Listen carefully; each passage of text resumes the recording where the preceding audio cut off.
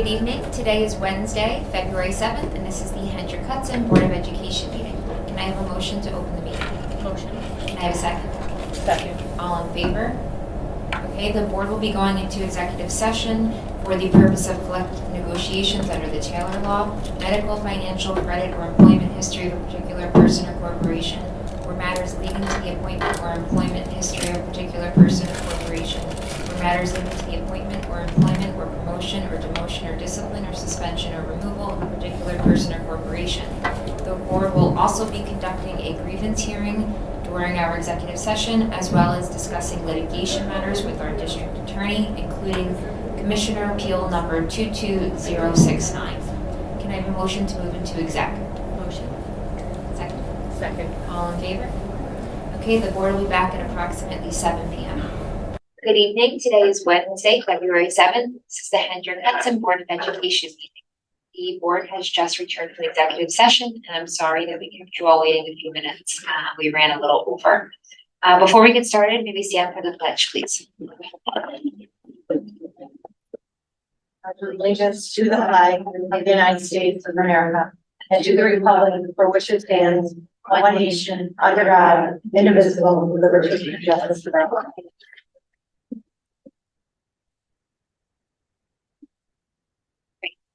Can I have a motion to approve the agenda this evening? Motion to approve the agenda. Second. All in favor? Great. Okay, before we get going, we're going to begin the evening with some amazing recognition, and I'll turn it over to Mr. Trombley. Thank you, President Bernard. So the best part of every board meeting, other than our policy reviews, is definitely when we get to recognize some of the accomplishments of our staff and students. So this evening, I'd like to start by recognizing one of our fantastic coaches, Marcia Bailey.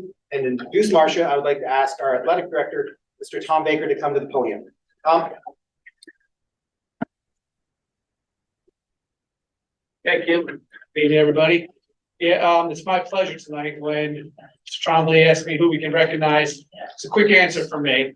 I have the pleasure of working with dozens and dozens of coaches from our district and hundreds of student athletes, which is what we're all here for, to give them meaningful experiences. And coaches come and go, and some are here for some years and some are here for many years. But there's one that this year is her 50th year of coaching at Hendrick Hudson High School. And to say that the level of impact that she's had on her student athletes has been positive would be so underappreciated. She's phenomenal in her terms of her commitment. You find her here 365 days a year, 7 days a week. It doesn't make a difference. Coach Bailey is here, cross country, winter track, indoor track, outdoor track and field. In the summer, she's here. And this is my 23rd year as an athletic director, and I would like to say that she has taught me an awful lot as well. She comes in my office every day, and we debate many times. We talk, we converse. But what people don't realize about Coach Bailey is that she has the betterment of all the students of Hendrick Hudson at the forefront of all of her thoughts all the time. She's always saying to me, how about this team? Let's do this for this team. Let's do this for this group of students. It's not just the 3 teams she coaches. It's all the students of Hendrick Hudson High School. And I really have taken an admiration in that quality of her. Hopefully I've taken a little bit of piece of that in my daily work. I can't really say enough at all about her. She has some of her athletes here tonight.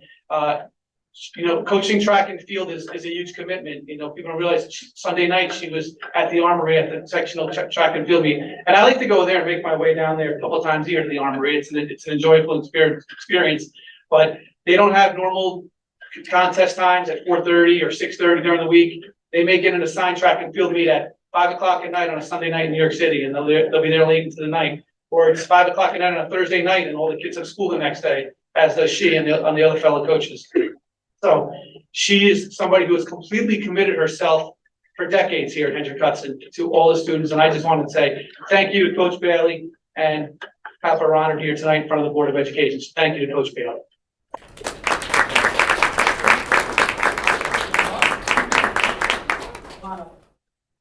She does like you. I only yell. Thank you very much, Mr. Baker. I have certainly enjoyed my time here at Hendrick Hudson. I am a little hard pressed to be told I should leave, but I can't find anybody to take over my job, to be very honest with you. Any takers, Jeremy?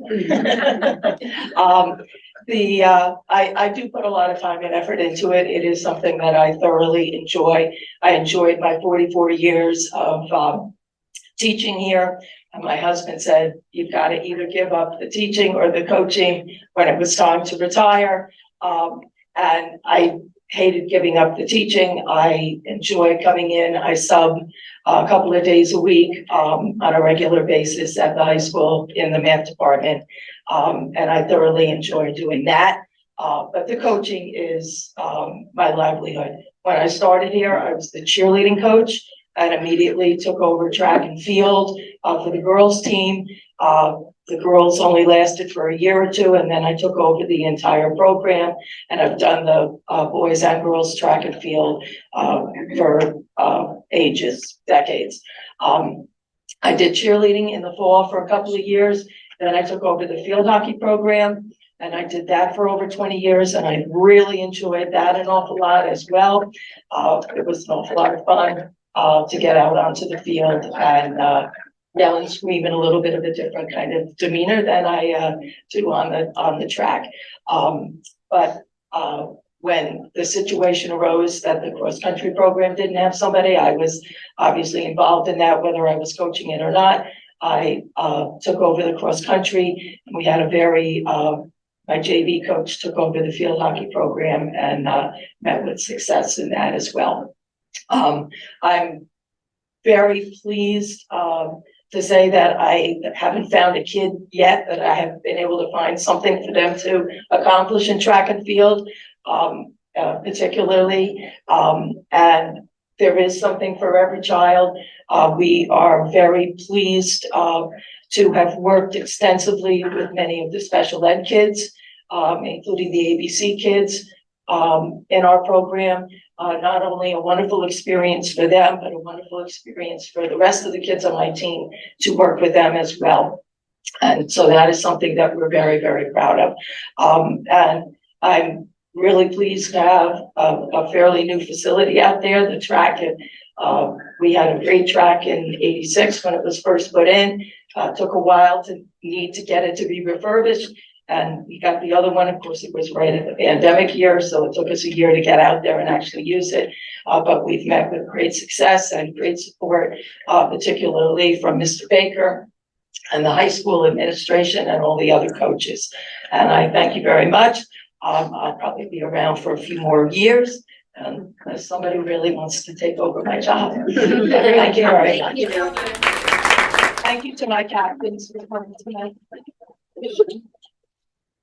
Thank you, Ms. Bailey, for sharing your journey here at Penn Hud and for sharing your time and your talents with our students. And it's very nice to see your captains join us. So we appreciate your dedication to our district. And we all know the impact that a caring coach can have on our student athletes. So thank you very much. Thank you, Mr. Baker, for recognizing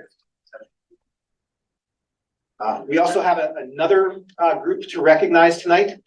Students make up our district, and they're the reason why we're here, and special events that those students have make our school district a true educational community. So to introduce a group of students who have an event each year that really is a special event for our school community, I'm going to ask our Executive Director for Pupil Personnel Services, Ms. Lisa Shupman, to introduce our Sailor program and their dog treat event. Good evening. So we have three very wonderful teachers here. Christina Beal, who I think everybody at the table knows very well, Mr. Will Lofton, and Miss Lauren Bellis. They have, I think it was 7 years ago when I started, we started this dog treat business to not only develop skills for students, but also to bring some little money in so they could go on their community-based trips. They meet Lakeland and they go bowling, they go out for lunch, they do shopping to buy the materials. So they do a lot that leads up to Mrs. Bellis's class, which is doing a lot of tasks, getting ready and prepared for the next level, which is Mrs. Beal. So I'm gonna let them talk about it and share, I think you have some slides and everything to share as well? Okay, go ahead. Thank you, Ms. Shupman. Good evening, I'm Christina Beal and I'm one member of this fantastic team. Before you hear from us, we wanted you to hear from our students, so if you can go ahead and pull up.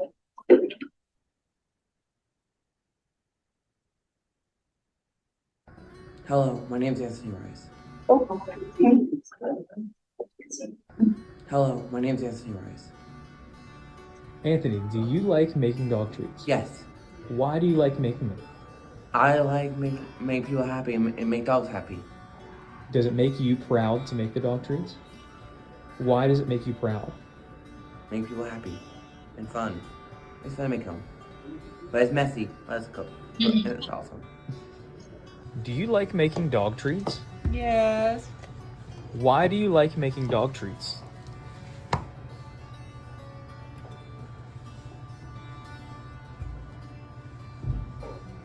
Because dog treats, making dog treats is so good. Are you proud of making dog treats? Yes, And do you love making dog treats? yes, Does making dog treats make you proud? Yes. Why? Like humans are making the dough For the dog treats. dogs to. Eat. Do you guys like making dog treats? Yes, we do. All right. What skills does our business help you learn? It helps me learn job skills, be independent in the community, and communication. Yeah. What else? What else do you learn when we make the dog treats? I like math and making dog treats. So amazing student interns, and any chance we get to talk about them and brag about all their awesomeness, we will happily do. So before I turn it over to my colleagues, Sailor program fits very nicely into the Hen Hub theme, but it does stand for something. So just for a little background knowledge, Sailor itself stands for Social, Academic, Independent Living, Occupation, Recreation Program. And essentially think about that as the pillars in which we function. So those are all of the skill sets that we're looking to target in our students. So I'm going to turn it over to Mr. Lofton. And thank you, everybody, for letting us come in and showcase our students and get to put them in the light, because a lot of the times the skills get talked about, but they don't actually be seen within those skills. So thank you. And we'll go to the next slide. So our focus is really the functional academic side. So reading, writing, and math. And the reading skills is reading the recipe, looking at the box. The math is the measurements, using the measuring cups in the classroom and in the kitchen. And the writing is sometimes they make their own recipes. This month we're doing, we added beet powder to the recipe, so that way it's a little red. It cooked a little darker, so it's not as red as we were hoping it would be, but it's learning experience, so that they got a piece in there.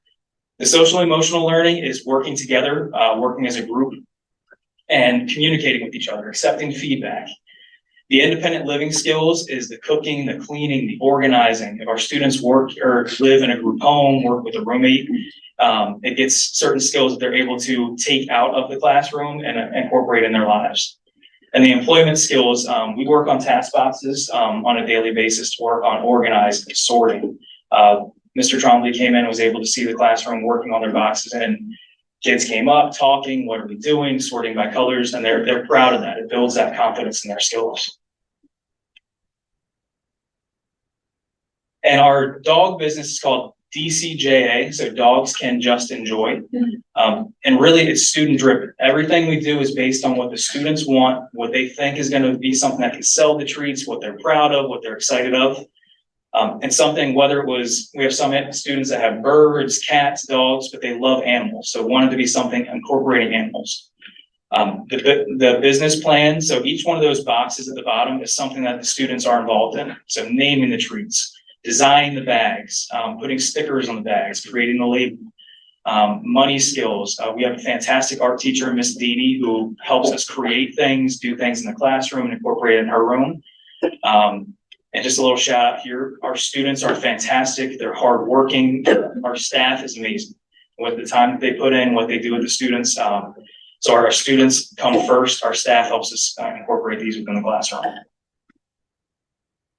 And a little addition, we do some Sailor Sweet Shops and not just dog treats. We wanted to branch out and do a few other things. So chocolate covered pretzels, lollipops, that way we can reach more of the student body and build community within the school and hopefully branch that out outside of these walls. All right.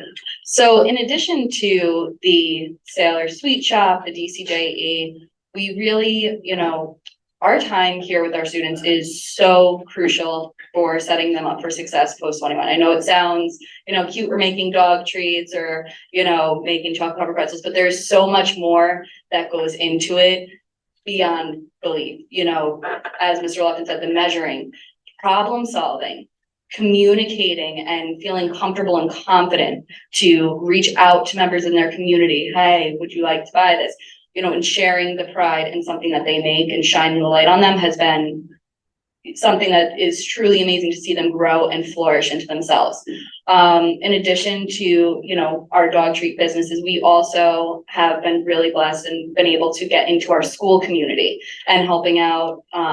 We provide copy services for teachers in the high school. We also assist the office in the mailroom and, we help prepare the pamphlets for graduation.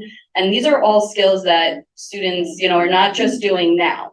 They're going to be able to take that with them for when they leave here. And that is going to set them up for success and be one more thing that they can do that they don't have to rely on an adult or somebody else to support them, which is really our main goal, is helping them be as independent as they can possibly be and having a life that they choose and they want and makes them happy. A lot of the times, decisions are really made for our students, and we're really trying to collaborate and make it so that they are the ones that are driving their life, driving their skills that they want to learn, and really, setting themselves up for success in what they would like to do. So thank you to our high school community for allowing us to, get in and really build those skills before they go with Ms. Field and go out into the community. I'm gonna go to the next one.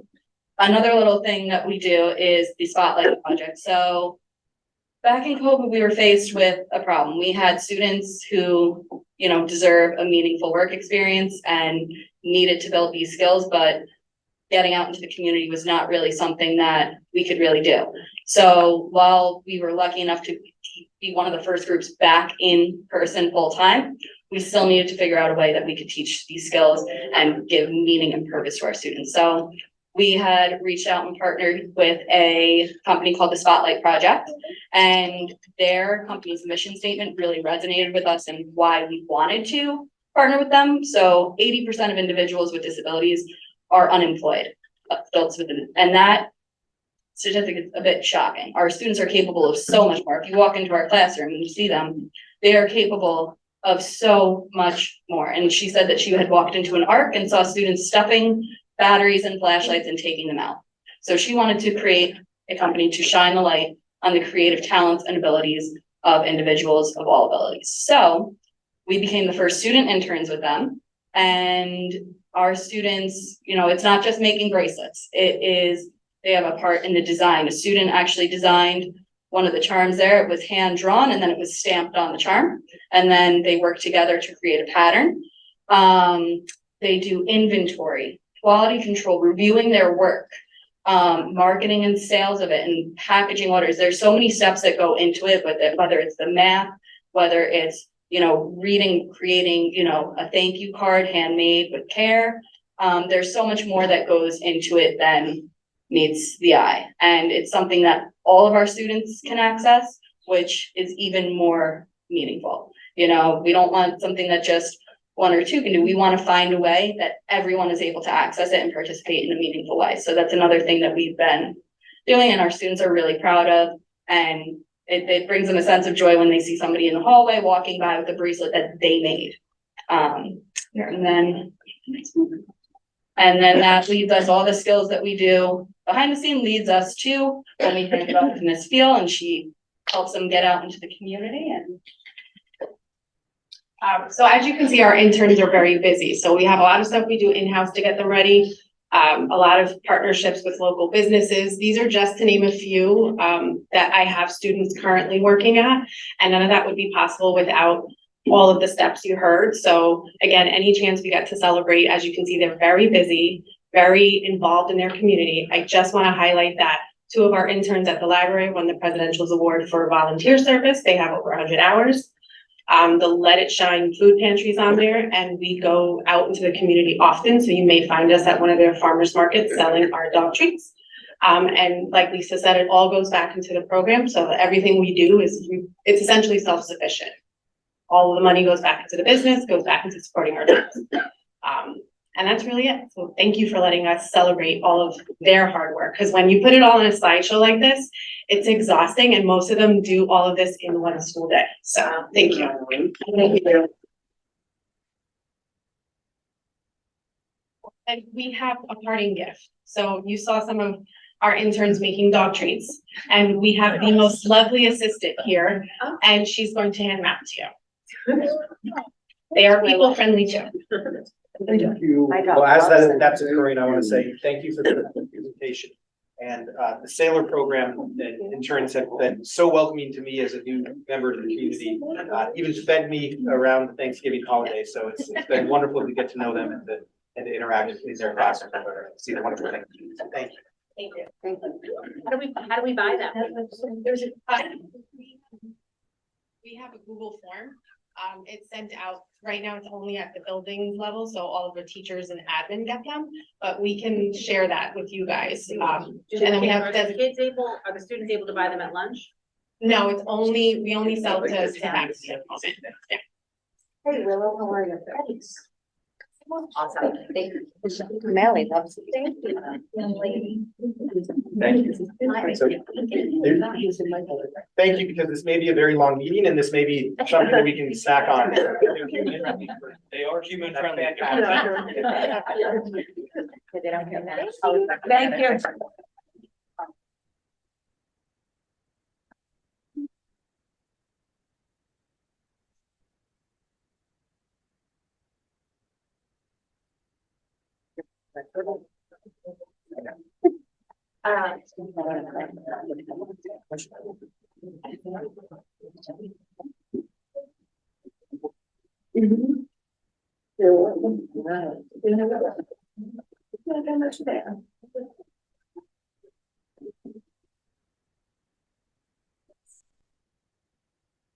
fantastic. Thank you. So we are going to move on with our agenda, but we have to take a moment to recognize an additional member of our educational committee. You notice our last meeting, our fantastic videographer, Greg Cavallari, was taking a little bit of a hiatus. And that hiatus was to welcome a new member of the Cavallari family to our Hen Hut community. Greg, congratulations to you and your wife. And tell us a little about the little one if you want. Thank you. So Cooper Thomas Cavallari was born on Sunday, January 28th. He's 10 days old. My wife and I are over the moon in terms of excitement and happy to, it's the first child for our family. So our family has grown. Everyone's been so supportive in terms of the local community, my colleagues, people that I work with, and we are just on cloud nine in terms of disbelief that he's really here. It's been, the 10 months of preparation, and now the sleepless nights are totally worth it. And again, we're just excited to raise him, be the best human being as possible. And he's already changed our lives. Well, welcome to Cooper and congratulations to you.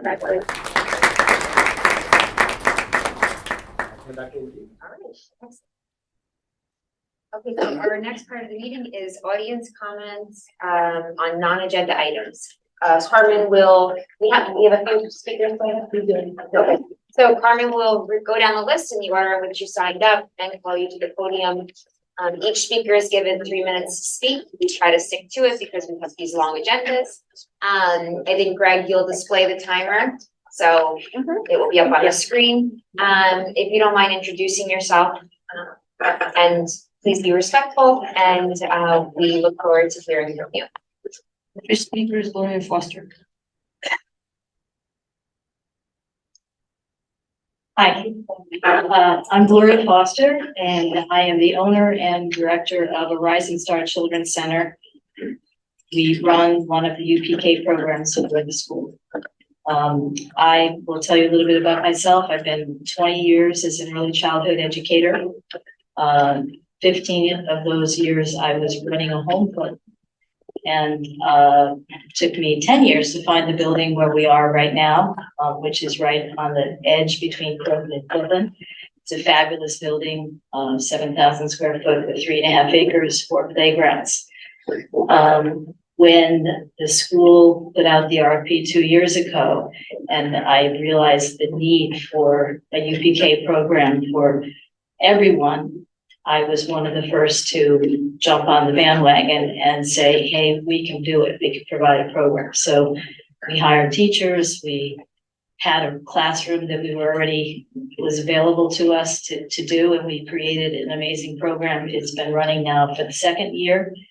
And our kids are doing amazing. We applied again for the RFP this year. We're hoping to get one classroom for 18 to 20 kids. And we think we can do a good job with those kids. I understand that the school is considering bringing everything on, into the schools. And that was one question that was asked of me, would I be willing to run it at the school? And I had to say no. The reason is that what the school is, not the school, but the government is paying for it doesn't really give enough money to make it worth doing it at a school. And we already have a facility and a great program. And we've provided a quality education for many children, and we want to continue to do that.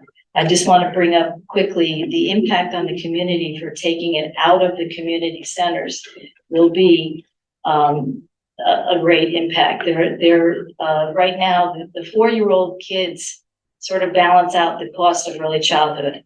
If you pull all the 4-year-olds out, the only choice to stay in business is to raise the rates for the parents of younger children. And right now, we're trying to keep our rates low so that parents can afford to go to work and have their children well cared for. We've already had 2 centers close when the UPK pulled all the 4-year-olds out of the community, or some of them, not all of them. 2 more are going to close next year. I hope that we are not going to have to join that group. We are here for working parents in the community. We're providing a great service, and it doesn't cost the school anything to have a program at our facility. So we're asking that the board consider continuing the agreement that we've had the last couple of years. There's 90 minutes. Thank you.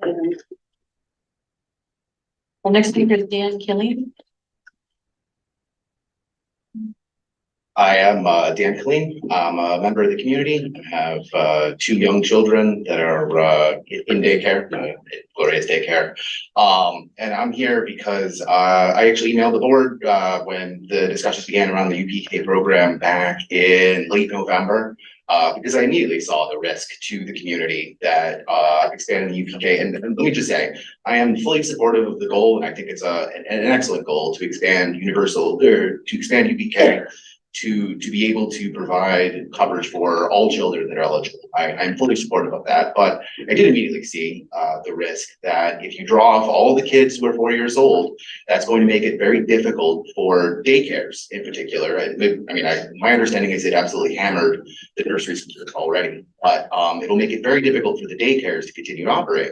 And to remain financially viable. And if you do that, if you proceed with the program and implement it in such a way that doesn't account for that doesn't enable those daycares to continue to operate, the risk that you create is by expanding the UPK program, you wind up undermining the ability for parents of young children. Like, it's great if my 4-year-old can be part of the UPK program, but if my 2-year-old doesn't have anywhere to go, that's a real problem. And, there's already months-long waiting lists in the community to get into a daycare. And so, it's already a huge problem. And if you take actions without considering the ramifications, the unintended consequences of those actions, the risk is that you exacerbate what's already a very difficult situation in our community. So that's what I would say. So I'm just asking the board to please bear that in mind as they make their decision. Thank you. Thank you. Thank you. Next speaker is Laura Kaplan.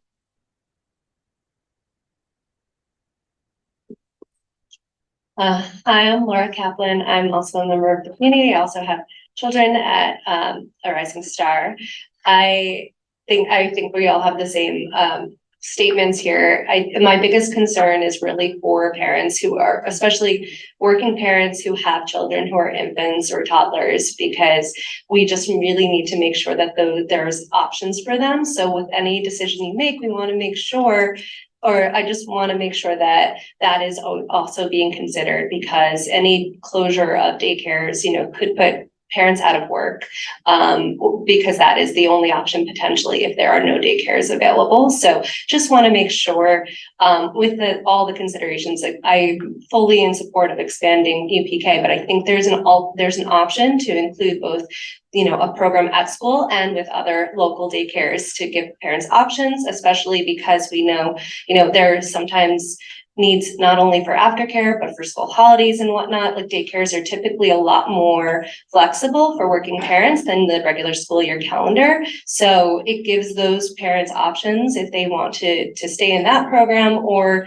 be in the school, especially, also providing that ability for the daycares to stay open for those younger children, which is my most important, my most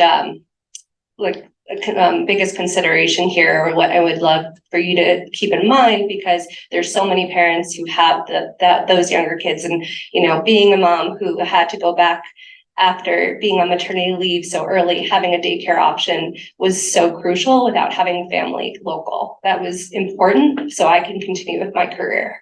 So just wanted to keep that in mind. Thank you. Next speaker is Rachel Anderson.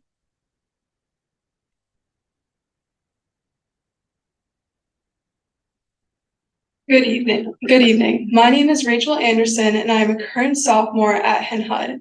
This is a statement written by my older sister, Rebecca. Rome fell in 476 AD, but who cares about an empire that collapsed over 1,000 years ago? It could hardly be relevant to our world today, right? Well, if you're asking this question, it's clear that you have never had the opportunity to take freshman AP World with Mr. Lupien or Mr. Zink. Luckily enough, I did. So who am I? My name is Rebecca Anderson. I grew up in the Hen Hud community and graduated last year with a 4.0 GPA. I was involved in a total of 5 honor societies, 3 varsity sports, and 8 clubs. I also took 8 of the AP classes offered here at Hen Hud, was president of Seed Club, and a recipient of the Social Studies Department Award. But most importantly, I'm a person who enjoys being challenged in their education. AP World is the one AP class easily accessible and offered to freshmen. It teaches more than history. It teaches critical thinking and the ability to analyze documents for point of view and bias. It strengthens writing ability and prepares students for college level classes. As a freshman in college, I can testify firsthand of the positive impact AP World has had on me. It taught me how to work efficiently, how to study, how to take useful notes, and how to write research papers. These skills have made the transition to college so much easier. In addition, AP World taught me to look beyond myself to the world around me and the issues we face on a local, national, and international level. AP World has offered Hen Hud students the opportunity to challenge themselves and dive deeper into history to discover connections and find patterns between ancient and modern civilizations in order to avoid repeating the mistakes humans have made in the past. So why is it relevant that Rome fell in 476 AD? There are many possible answers, but perhaps the most important reason is discovered when examining why Rome fell. Historians believe that problems like high inflation, a rising gap between the mega rich and the poor, the military acting as a drain on resources, inadequate leadership, and social divisions in the country all led to the collapse of what, for over hundreds of years, had been the most powerful empire in Europe. It doesn't take a genius to make connections between the issues Rome faced and many of the headlines of newspapers today. Examining history allows us to focus on what past civilizations have done wrong so that we can do them right. Freshman AP World is an excellent class to inspire more civic involvement, global awareness, and higher levels of empathy. If having AP World is no longer a feasible option for freshmen, I ask that the district leadership work with our fantastic social studies department in developing a course for 9th graders who, like me, want to challenge themselves and learn more about the world around them. Thank you for your time. Thank you. Our next speaker is Carol Guzman. Hi, good night. My name is Carol Guzman. I am a member of the community. Actually, I came to here 2 years ago. I have 3 kids. One is 5 years old and is in the kindergarten. I came to speak about like the UPK. My son was actually in a Rising Star with Gloria since he was 3 years old since we moved here. We have a great experience with them. And I'm a working mom, so I think, like all the parents say, one really big point is we support UPK. I think it's like the best great option and should be expanded. But for working parents, sometimes not the option. We need to figure out what we're gonna do after 3 o'clock, right? Our job doesn't allow us the flexibility. So the option of having UPK in a Rising Star, plus they offer, they offer after school. Some days when there is no school, they offer us the option to have them. Is a great option for working parents and as a working mom. So for us to benefit of UPK, I think keeping that program also as an option to have there and also the options help us to figure out what we're gonna do and an option for working parents and not only the home moms that can send it to UPK sometimes. Also, the other option and a great advantage to have there for us is sometimes we have an extra kid, right? In daycare, for us picking up at the same time is more convenient and it's not only convenient, but it's something else that we don't have to deal with us as a working moms. I have my son in after school program in a Rising Star because I cannot afford to think every time that the school is off, seriously, like what I'm gonna do. So it is a really important topic for us as a working parent, and I think you should consider when that happens. Like UPK is free, but also for us it's free, but we need to figure out other options. And the other thing is like, I think a Rising Star has already the experience to run the UPK, that sometimes takes time to run it. Like the new program is gonna take this challenge, has the education, the years of experience. And as I say, like I have only good words to say about the program and the education and the teachers. My son was in another daycare before of this, and the comparison is, night and day. It is a really good quality. So hopefully that support and, make you keep in mind that when you take the decision. Thank you. Thank you. The next speaker, Dr. Seifer. Thank you very much. So my name is Dirk Pfeiffer. I have a high schooler and a middle schooler in this great school district, and I appreciate the opportunity to speak today in front of you. This is my first time addressing the school board, and I want to thank the previous speaker for talking about the same subject that I want to raise to you, which are the changes to the high school curriculum, specifically the cuts on the world history 1 and 2 for 9th and 10th grade. My background, I'm not an experienced educator. I work in the high-tech field. I manage a nanotechnology laboratory at a large tech company. I manage more than 200 professionals, PhDs, and I serve on several boards at engineering departments at some of our top universities within this country. And I really appreciate the value of higher education, which is why I became concerned when I heard about the cuts that have been made or changes that have been made to the high school curriculum, specifically with respect to AP World History. I want to provide you some very brief feedback from my high schooler who said very much the same things that this young lady just expressed, which is that it was a fantastic learning experience. It was an extremely challenging course, and it was overall a wonderful opportunity for her to learn advanced skills. It was a very challenging curriculum, and it prepared her for future advanced courses. Exactly the kind of thing that prepares you for higher education. And it was taught by an excellent teacher, and we are somewhat disappointed now that our middle schooler will not have the same opportunity because the course has been changed from 2 AP credits now to only 1. And I just want to express my concern about it. again, I really understand the value of higher education. I'm very passionate about it. I come to the school for career day and, I'm taking the opportunity to talk to our kids about advanced education because I know how important it is. And, I wanna thank the board for navigating us through all these challenging times that we have with budgets and so forth.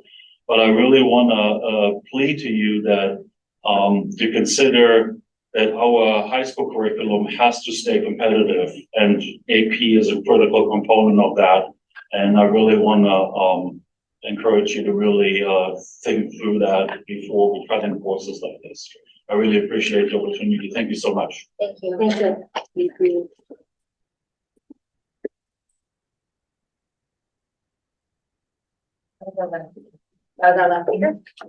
Great. Ms. Bernard, with your permission, may I address the community? Yeah. So I appreciate everybody discussing some of the benefits of the AP program, particularly the AP World program. And as a former AP teacher, I can attest firsthand to the value of the AP program. I do want to just address that the scheduling process is ongoing. No decision has been made. We've been having active communication with families. Currently, the AP World History is being offered over 2 years. It's resulting in only 1 AP credit at the end of year 2. We are proposing in this process, as recommended by the College Board itself, to make AP World History a 1-year course offered in the 10th grade. This does not cut any APs. It's in line with other regional high schools in our area.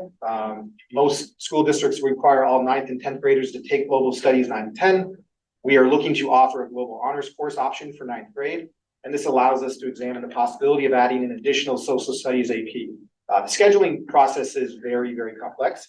It is underway right now, so no decision has been made. I can tell you, though, that our high school has done a fantastic job of analyzing what we can do to be more diverse in what we offer at various levels, and that comes from direct look at data. And I can tell you that there has been a dive into our schedule, and it shows that we have approximately 111 under-enrolled courses, resulting in some pretty big inefficiencies that we could deploy our resources elsewhere to provide more consistent opportunities for our students. So it's an ongoing conversation. We look forward to the feedback from our community, but we also know that this is an ongoing process and we'll be very transparent in how we approach this.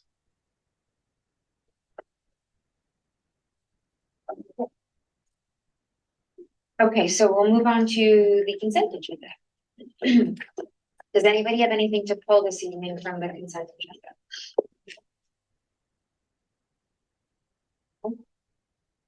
Okay, can I have a motion to approve the consent agenda? Motion to approve the consent agenda.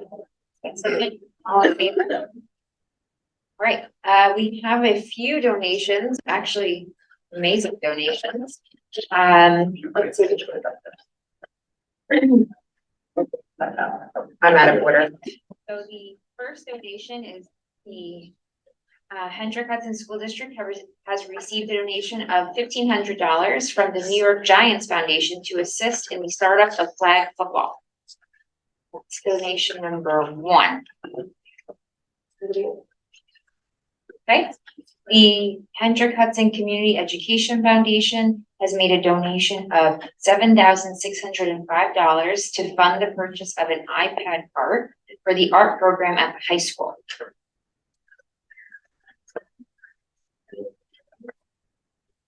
Next is the Hendrick Hudson Community Education Foundation has made a donation of $162.54 to fund the purchase of Italian readers, a bookshelf, and reader response journals to create a library in a classroom at the high school.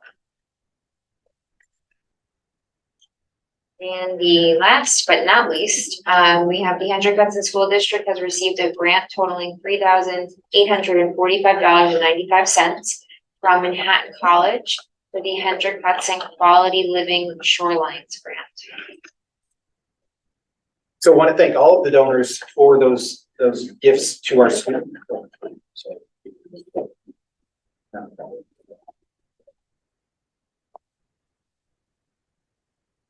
Right. Sorry. Okay. Through you. I want to thank all of our donors, in particular our fantastic Hendrick Hudson Community Education Fund. This is a organization, if you're unfamiliar with it, that allows our students and staff to benefit from competitive grants and grants in some cases outside of our overall approved community budget. So it really is a special opportunity for enrichment, for advancement, and for in some cases academic intervention when needed. But very, very happy with the partnership and very grateful for the partnership we have with the education sector. So thank you. Okay, I need a motion to approve the donations. Motion to approve donations. Second. All in favor?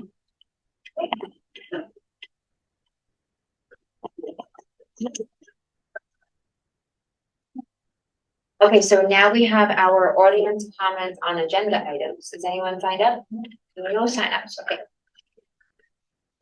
We have our policy. Okay, the first reading this evening is going to be the second reading of revised policy 6240 investment. Want to read it? Want to read it? Do you want to read it? Jeremy wants to read the whole thing. You want to read the whole thing? Yes, Jeremy does. Himself. Which one is it? So I'm gonna, let me make that really clear. Would you like to read this all, or would you like to support you and leave it? This is a long one. Yes. Well, no, you crossed everything out. It's only this page. Right? We Xed everything out? Yes, I'm getting to it. And it's only a regulation. My computer was not loaded, so. Oh, we crossed everything out. We read this, read the first three sentences, Jeremy. No, yeah, you go. He does know how to read, he just doesn't. Okay, policy 6240. Investment. The objectives of the district's investment policy are to safeguard district funds and to minimize risk, to ensure that investments mature when cash is required, to finance operations, and to ensure a competitive rate of return. Motion to waive the reading. Second. All in favor?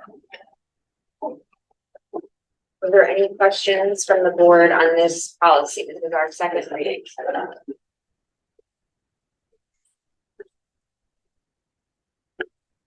Any questions? No. Everyone's comfortable with this? Okay. Parker, you want to share anything about it, or we already did last year? No, we just changed the wording to that there or the For the designee. Yeah. Okay. Will you vote to approve? Sorry? You're gonna vote to approve the policy. I can't make Yes, the motion. I'll make the motion to approve policy 6240 investment. All in favor? Our next policy for this evening is the second reading of policy 8413, transportation for non-public school students. Policy 8413. Motion to waive the reading. Second. All in favor? All right. What did we? Wait, do we need to make a motion to approve? We didn't, I don't think we changed it at all. This was a new, yeah. This was just a new one. This is the second reading of a new policy. Okay, are there any questions on this policy?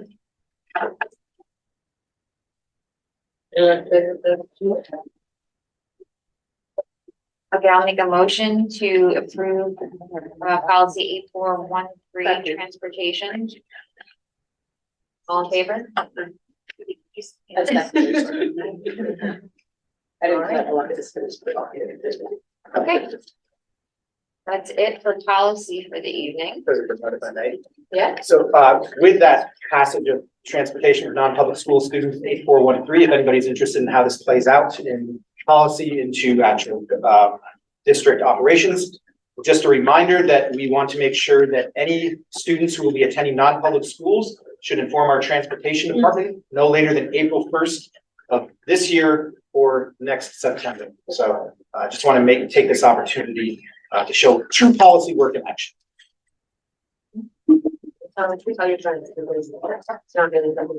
We'll try to remind you at each budget meeting as well. Yeah, so that is if you want transportation to a school within a certain distance, you need to apply by April 1st. Yeah, it has to be within 15 miles. Okay. Great. Can I ask a question about this? 15 miles from where? Their home, their house. From your home door, just? Yes. Okay. Next on our list is the superintendent's report. Thank you, President Back to Bernard. Yes. Thank you, President Bernard. I'll keep my remarks short this evening because we do have quite a full agenda. I did have the pleasure of spending time with our 5th grade students from Furnace Woods at the Ashokan Reservoir last night. They have been there since Monday. I can tell you that last night they were super tired and very well behaved as they got ready to transition into their nighttime activities.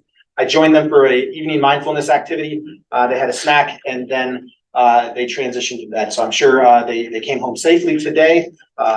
Before I was even hired, I asked a question in one of the interview steps, and I said, "Is there any sacred tradition that I should not touch?" And they said, "Don't touch Ashokan." I had no idea what that was. I didn't know if it was a person. I didn't know if it was an event. But I'm very, very pleased to be able to see some of the opportunities our students had. And when I went around to some of the tables at snack and asked what the best part was, resoundingly, it was the sugar shack. And as an upstate New York boy who grew up on a farm, we made our own maple syrup.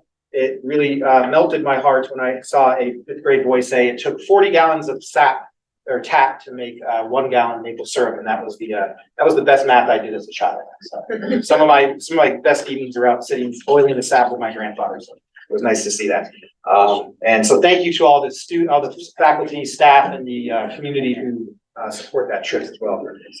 If you were checking your email this evening, you may have seen that there was a email from me that talked about a unfounded threat against the middle school. I just wanted to address that we do have an established threat assessment procedure in place and threat assessment teams that follow that procedure. So whenever there is a concern or any instance that is made aware that could be considered a threat, we do follow a very stringent protocol to make sure that our students, our staff, and our facilities are safe. So that protocol was followed tonight in coordination with our threat assessment teams, mental health personnel, our administration, and in some cases when need be, law enforcement. So very appreciative to all people who put in the time and effort to put those processes in place, and for the fact that it was followed this evening. But again, the threat was unfounded at this time. So just want to make everybody aware of that.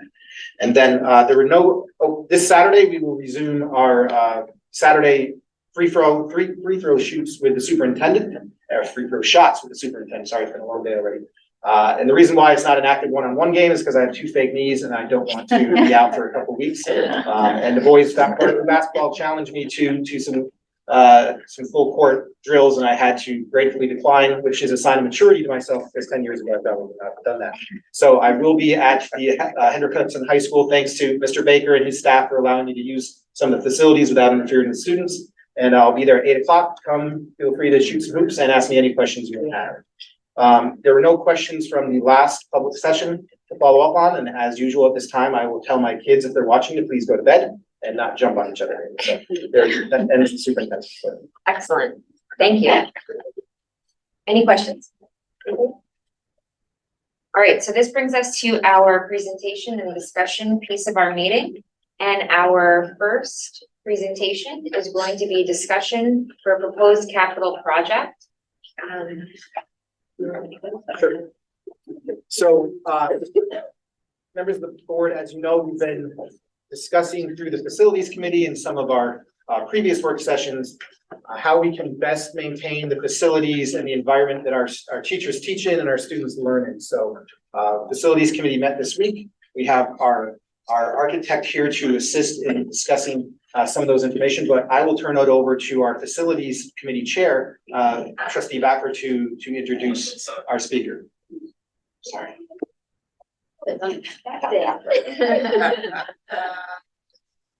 Armin from KSQ is here along with Anthony, who's also been a key player in this planning, but really this is just an overview of how we plan or what we propose for the community to vote on in May. And we will then follow with the board vote to move as the SECRA lead, which will start the phase. We will be adding a meeting in March, which will have a full detail of the plan work. So please come back and listen to that with a lot more questions. Thanks, Jen. Thanks so much. Go ahead, Greg. It was an honor to be part of the team that reimagined the BV cafeteria. I'm glad to announce that the work is complete. I was there for the opening. It was just a beautiful celebration and the space, I hope the community was proud of it. It's an example of how reinvestment can really turn an old tired space around. The presentation this evening regarding the potential bond program is intended to be brief. As was mentioned, we have a dedicated meeting in early March. That'll be a single purpose meeting where we're really going to drill down in detail. You'll hear me throughout this presentation invite the community to ask questions. We're still very much in a Q&A input part of the process. And so we'll start to harden that process as we get closer to the spring. But at this time, really, except for determining the maximum bond project cost of $30 million, we're in very much remain in a listening mode. All the way on the right, there are 4 targets that describe the mission critical pillars that are the criteria for an element to make it into the bond scope. Aging infrastructure, site repairs in purple, science and STEM curriculum related needs in yellow, and then community use in orange. So the outer circle, we actually started this process 2 years ago in February, data collection. And we found at the end of that process, almost $90 million of potential needs. And we've been working steadily with the facilities committee to really bring that down to the most imperative needs that represent the $30 million. And so that inner circle is the bond that we're talking about developing for March. So I have a slide for each of our 5 schools in the Henry Hudson School District. On the lower left, the bond allocation for the high school is $8.5 million. Whenever a bond cost is reflected in the presentation, it's a total bond cost. So it includes escalation, contingencies, fees, any element associated with the cost of the project is embedded and included in these costs. The first 2 bullets are very similar for all 5 of our schools. First bullet is about site pavements, walkways, site safety. We have, in some cases, pavements that are and sidewalks that are beyond their serviceable life, and those will get upgraded. Brick repointing, deteriorating metal lintels get scraped and repainted and so on. Protecting the exterior envelope of the building, super important in terms of preserving the building as an asset. We want to tackle the basement level music studios, as well as this space that we're in, really converting it into a modern learning commons.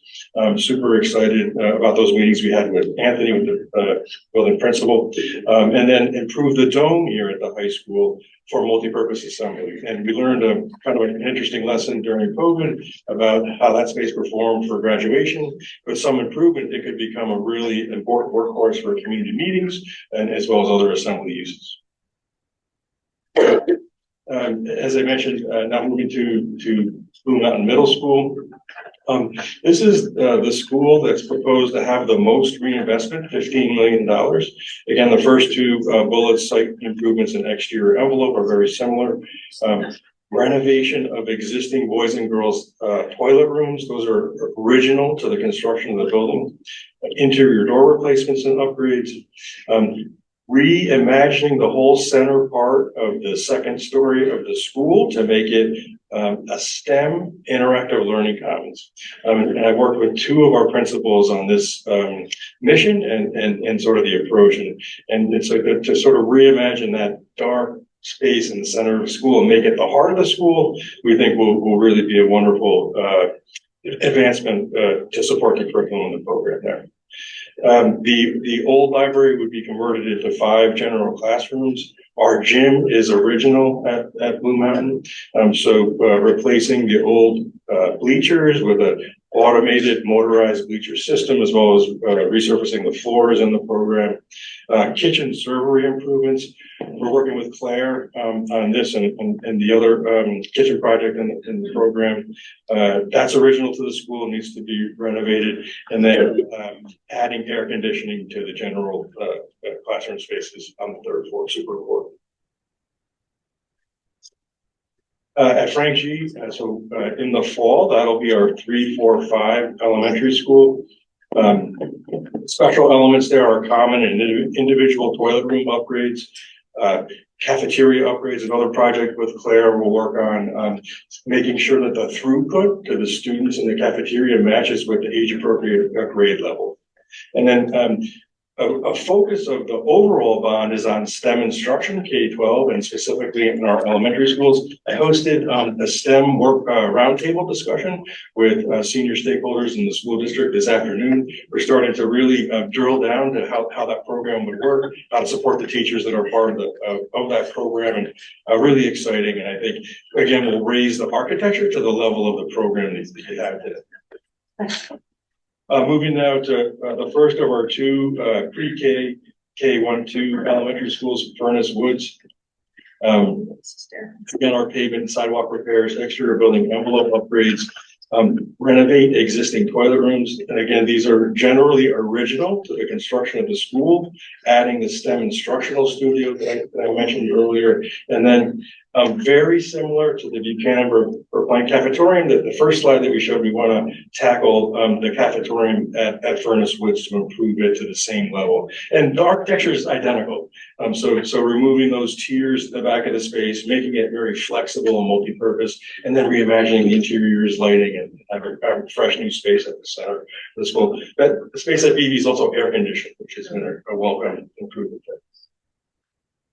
So our last school slide, at BV, we have 1.5 million set aside, and I didn't mention it, but there's 2.5 for each Furnace Woods and Frank G. We reduced or proposed a reduction for Buchanan Verplank because it recently had $1 million of reinvestment.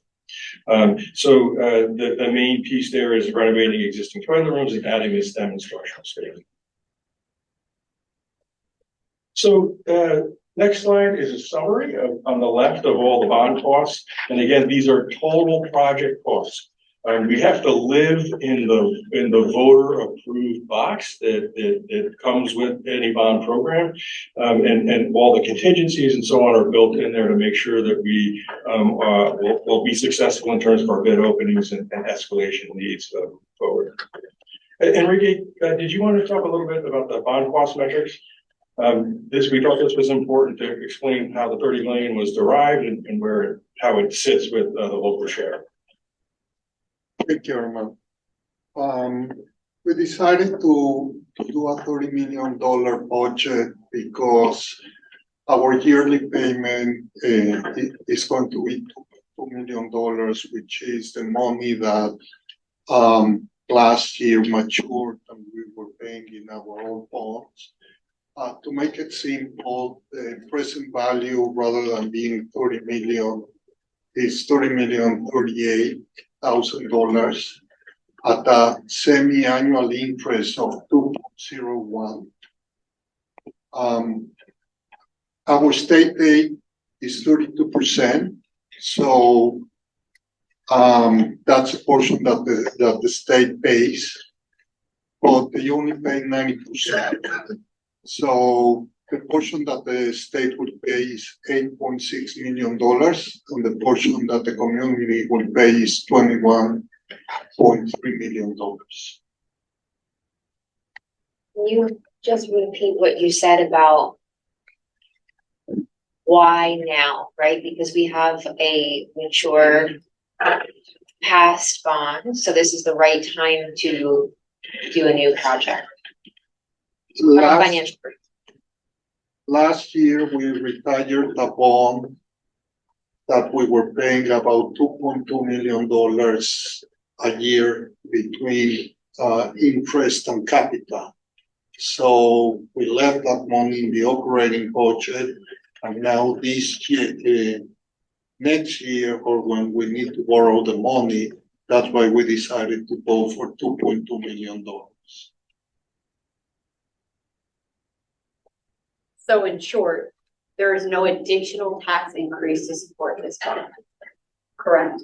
Correct. As long as we maintain those $2.2 million in fund balance during this year and next year, then those $2.2 million will be in the operating budget, and therefore we will start paying those $2.2 million out of that money.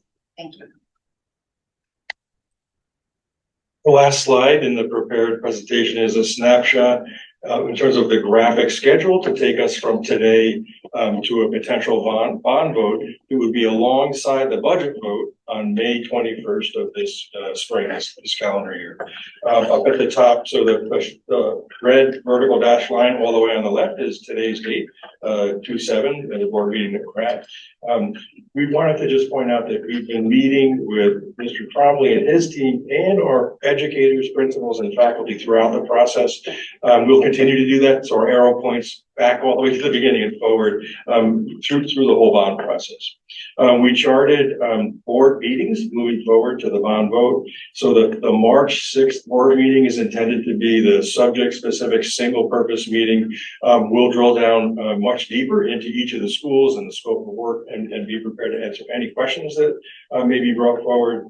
At the end of March, on March 27th, would be the proposed date that the school board would adopt the bond and seeker resolutions. And that would set us in our waiting period that's mandated to be prepared for a proper bond vote on May 21st. The facilities committee, I'm referring to it as our steering committee. We've been meeting almost on a regular basis over the last 2 years, and that's our touchstone where we prepare materials before we bring it to the school board. And there are 3 board members on that committee as well as Mr. Trombley, so and Anthony and Enrique and myself. SEEKR stands for State Environmental Quality Review Act. It is the mandated procedure that all school districts go through to ensure that there are no environmental impacts created by the bond. This bond is very benign in terms of SEEKR. Where we're doing work outside, it's replacement of existing pavements and sidewalks. We're not building new areas. Also, we're not putting additions on our schools. We're renovating within. So that's box checking, but nonetheless very important when we're going through those steps. And actually, we'll go through the first step hopefully after this presentation. We're always refining the bond scope and cost, and that's what I meant when I invited community input. We're expecting to have that along the way. And then again, in the end of March, on the 27th, we'll adopt our resolutions and be prepared for a legally compliant referendum on May 21st. And in terms of next steps, I wanted to, if it's the board's pleasure, you would formally kick off the SEEKR process by declaring your intent to be the lead agent. This is very standard procedure. This is how all school districts move forward and advance their SEEKR process. To answer any questions or comments, and I'd like to take homework assignments, so if you want to give me those, that's fine too. So I guess before we move a motion to take the lead, I guess as we move forward, we'll make sure we update this timeline with how we will start reaching out to the community to make sure we present it, not just the bond at board meetings, but also at other forums where we can get community input, PTA meetings, senior centers. So we'll look for opportunities. If anyone has any ideas, please make sure you reach out to anybody on the board. That would be helpful. But I'd like to motion for the board to declare ourselves the lead agent for the SEEKR planning for these bond. A second. Yeah.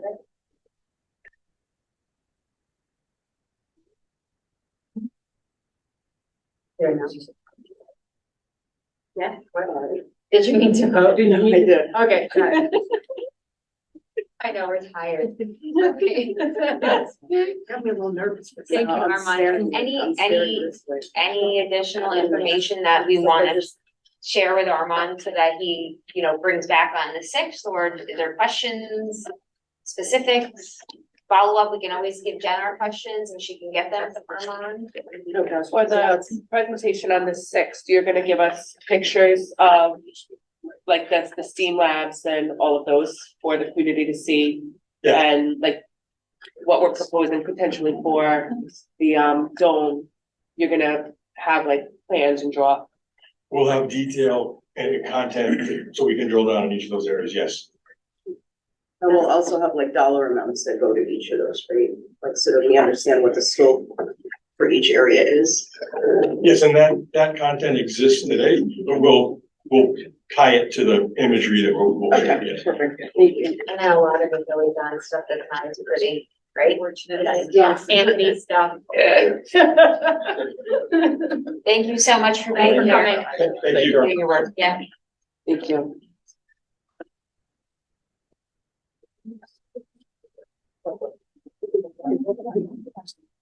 Yeah, we will.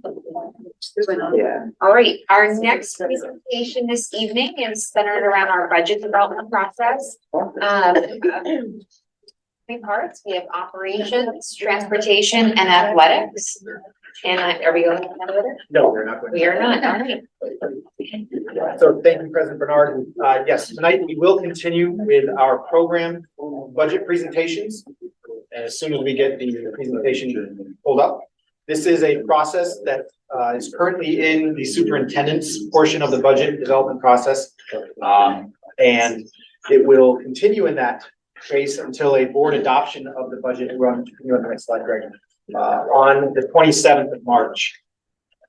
From the 27th of March, this is just a reminder, so I'll go quickly through May 20th. That will be a proposed budget as adopted by, if the board chooses to adopt that budget, which we hope they do on the 27th.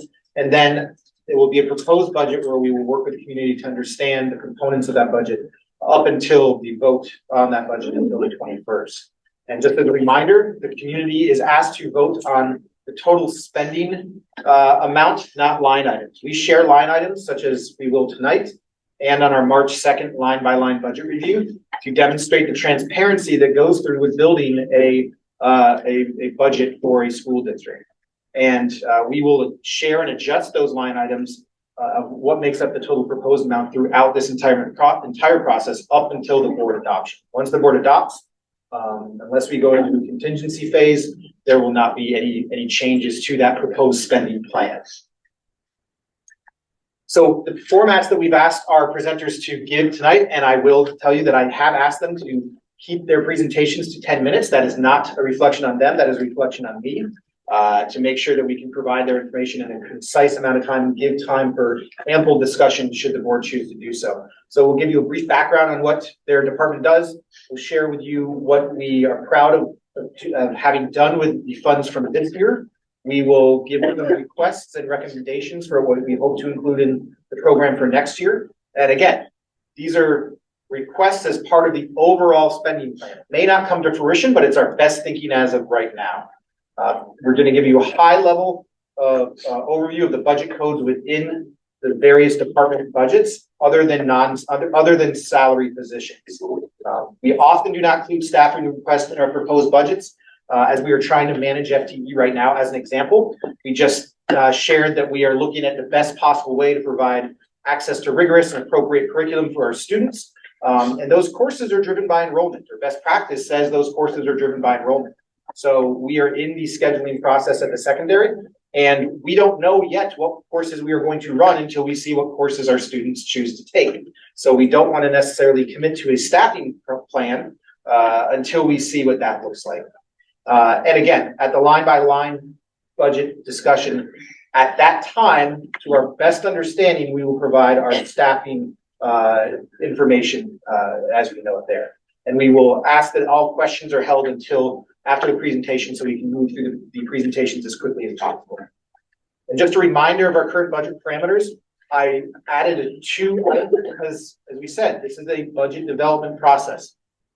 You'll see tonight that our new tax levy calculation will, and some of our program budget presentations will account for, in particular, an increased budget funding for new building maintenance. So we saw an increase to the budget, and that came out of some discussions that were held in committee level. And we took a look at our current substitute coverage, the funding that we have to devote to that.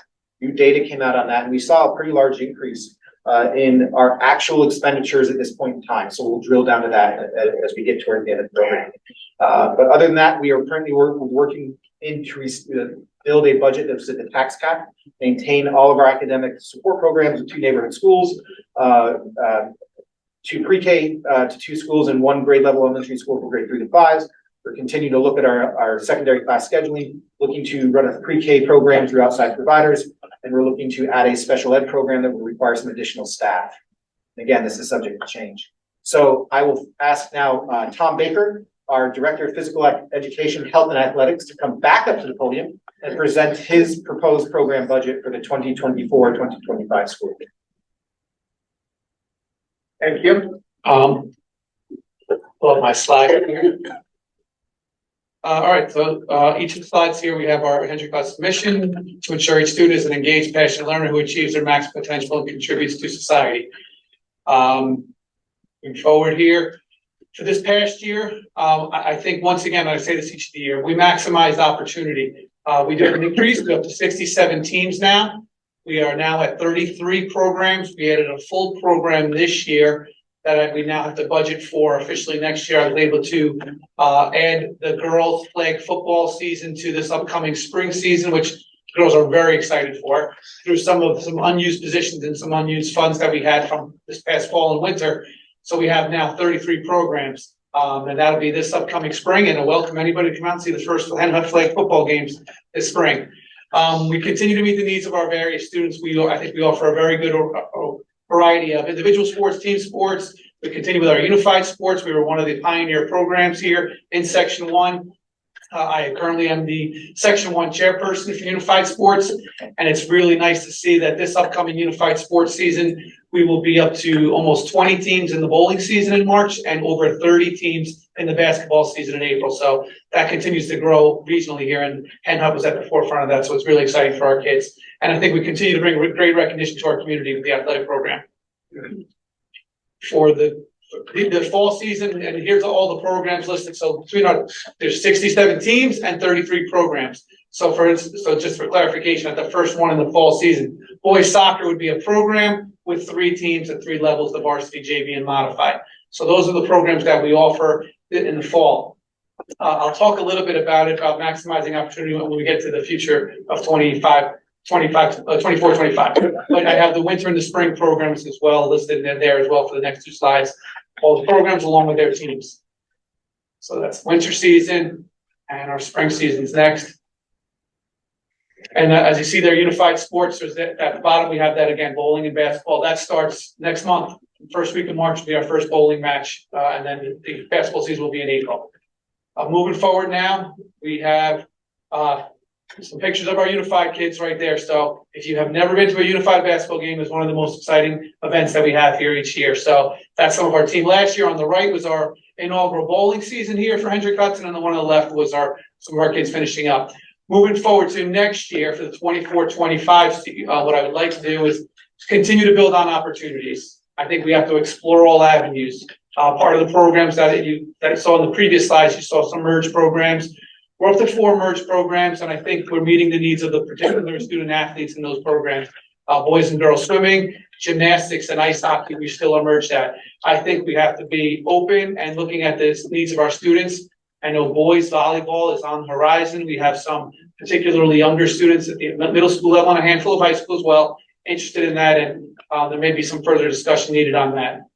I think we have to continue to be fiscally responsible in our athletic department, along with everything in our district, providing a safe environment and provide meaningful experiences. That's what we're here for the students.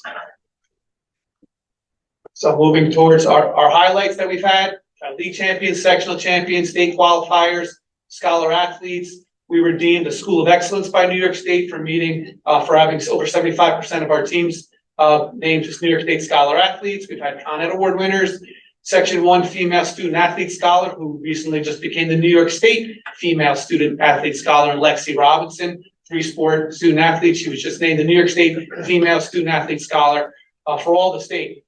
We had the River Journal Athlete of the Month in Ethan Bromley, our bowler. We continue to do community service across the board of many of our programs. Youth clinics, I put Megan Boyle. She really leads the charge there with our youth clinics in June, but that has also led to many of our sports having clinics throughout the years for particular programs, and our varsity athletes love to do it. They love connecting with the youth in our community. And at the other end of that, we like to bridge our alumni. I think we've had alumni games, our annual Hall of Fame weekend, bridging our alumni, and they enjoy coming back and connecting with our kids as well. So we offer a lot here for our student athletes in our athletic program. Moving forward here, so for the budget, I'll go through each of these and hopefully answer any questions that I have as I talk. But of course, if there's anything else, I'd be glad to answer then. So our equipment line, For this year, we had 10,000 budget, we're gonna keep it at 10. You can see that there was an increase of 19,000 for the year to date right now. So part of that money was encumbered last year. So part of that that was already encumbered from last year carried over. And there was about 4,200 of that was transferred out of our supplies line into our equipment line because we had an unforeseen practice issue that we had to just manage. And our winter season, we really just became overbearing in our dome. With our track and field program and our wrestling program, we were trying to share it, and both programs have just grown tremendously. So I worked with Claire Carey in order to take on the cafeteria for our wrestling program. It's been a win-win for both programs and much better for our student athletes. But with that, we had to purchase some practice mats that we can keep here at the high school in the cafeteria. So we had a little bit of an unforeseen cost there. So we transferred some money out of our supplies line and from high school with myself and Ms. Collins. The supplies line, similar to that, I'm going to keep it at the 61,245 for next year. But again, you can see the year to date there. We had an unforeseen big uniform hiccup that I didn't see coming. I don't see it happening that way. We had a lot of uniforms through our reconditionings that were just becoming too much to give them again in another year. So Enrique worked with me to give me some extra money there, and plus I had covered some from the previous year as well. I don't foresee that happening every year in that regard, but it was just a uniform issue that we had to take care of for those years for several teams. And then the contractual piece, I kept it at the 65,586. That's a lot of our reconditioning. It's a lot of our track meets at the Armory. It could be our tournaments that we go to for various sports. Also our bowling team at the bowling alleys, our ski team at the ski mountain, some of the contractual obligations that we have to come into an agreement with. The BOCES line is it's out of our control for that matter. So as you can see, it goes up from 156,004 to 167,768. The biggest increase for this reason is the addition of the flag football program. As I said, we were able to encumber that this year with some unused expenses, but we have to prepare accordingly for that, bringing on officials for that matter. And then there is a new officiating fee because of the new officials contract that I'm expecting to be agreed upon in the next few months to start on July 1. With the BOCES line, we also will get a part of a lot of the BOCES programs that are offered there. Our Family ID, which is our registration program, which we're actually exploring, perhaps transitioning to another cost-effective program that BOCES does offer. Our Impact program for concussion management, Sports U program. The Sports U is our communication, our vehicle that our teams use, and I really made that the expectation this year with the coaches to use that as your communication vehicle with the teams. And if not, one of the changes we made this year with Beneath is giving all coaches a Hen HUD email address as well. So tying that in and giving the district ownership to the communication process there. So that also is offered through the BOCES program as well, the Sports U. Transportation, I worked with Liz Gillio on that. That's just an increase of the contractual 104 to 106 for the contractual increase that we have each year. One thing that's not on here that I want to make sure that I am transparent about, and we did talk about it last week at finance, is when the district moves forward with the coaching salaries, which you don't have here, that comes in the next steps of the budget process. The increases there would be the 2 flag football coaches that we have to have, and the other increase that I've requested there is a fall, winter, and spring athletic coordinator to help us with the athletic programs. As we're offering all these new programs, the difficulty in managing them is just getting greater and greater. And I think it'll just be a lot more to be able to offer our student athletes when we have some more assistance along the way there. So that was also in that process as well. Is there any questions in regards to that, or do you want to hold them all to the end, or how's it going? Yeah, we're gonna hold on. Okay, all right. Thank you, Tom. Thank you. I think that kind of wraps it up there. We have some pictures there of our senior programs, which we'd like to run for all of our teams. The cheerleaders in the middle there running their strong program at all of the elementary schools, which is become a great event on Homecoming Friday. One of our cross-country runners who was a state qualifier there, which we have each year across the board in many of our sports. So we had 610 student athletes over the last year, and I know I speak on behalf of them when they say thank you to the Board of Education for all of your support to them, because they truly enjoy their experiences every day after school, whether it's a practice or a game. I think they really have a true meaningful experience here. And one of the things that I really like to see, that's very hard for others, but when an athlete's experience comes to an end and all those tears are there, I think they realize how much of a meaningful experience we really had for them here at District South. So thank you for all of that support. Thank you. Thank you. Okay, all right. Yes, I'd ask that we go through all questions at the end. If we could write them down, I'm jotting down some points too. That I can bring to the discussion. So thank you, Mr. Baker. Do you want to stick around for a few minutes? Just in case you have any questions. Thank you, Mr. Baker, for your presentation on Interscholastic Athletics. I'll now ask our transportation supervisor, Liv Gilio, to come up to discuss the transportation budget for 24-25 school year. Ms. Gilio? How are you? Doing well, Ms. Good evening, board. So, as always, the mission, we all share the same mission, which is to ensure each student is an engaged, passionate learner who achieves their maximum potential and contributes to society. And my mission is to provide safe and efficient transportation to the students of the district. May we continue to improve route efficiency, continue to work with athletics to reduce overtime for sports. We maintain the use of shared services in order to reduce expenses while providing transportation for our out-of-district students. And we maintain training for the drivers and for the students as well in school bus safety. Hey, we've received delivery of all 4 of our buses that we put in the budget for this year. The last 2 just came the other day. Those are gas powered, conventional buses. The drivers who are driving them right now are, liking them very much. They also have disc air brakes rather than having the other brakes that we have on the other diesels. By going to the gas powered, we don't have to worry about adding DEF, which is an additive to the diesel fuel, and we're not regenning the buses and having issues. We had a lot of issues with those with the diesel buses with that, so this is going to make it a little bit easier for maintaining them. I've been advocating for years for the Stop Arm Camera program in Westchester, and we've almost got to the finish line. Tomorrow there's a meeting here with the the PTA Advisory Council. We have county officials coming. We have Supervisor Becker is coming. We also have the county police coming. If you have time and you want to come and be here, Bus Patrol is coming. They're going to explain where we are with the program and how we move forward. And I've worked on this for 5 long years, and I'm very happy to before I exit, to see that this is going to be here for us. All right, I've trained and successfully licensed 7 new drivers, some of them chauffeurs and some of them custodians, and we used a driver trainer to do that. They all were trained and tested and passed their road tests all over this summer. So it was an intense program, but they were all done.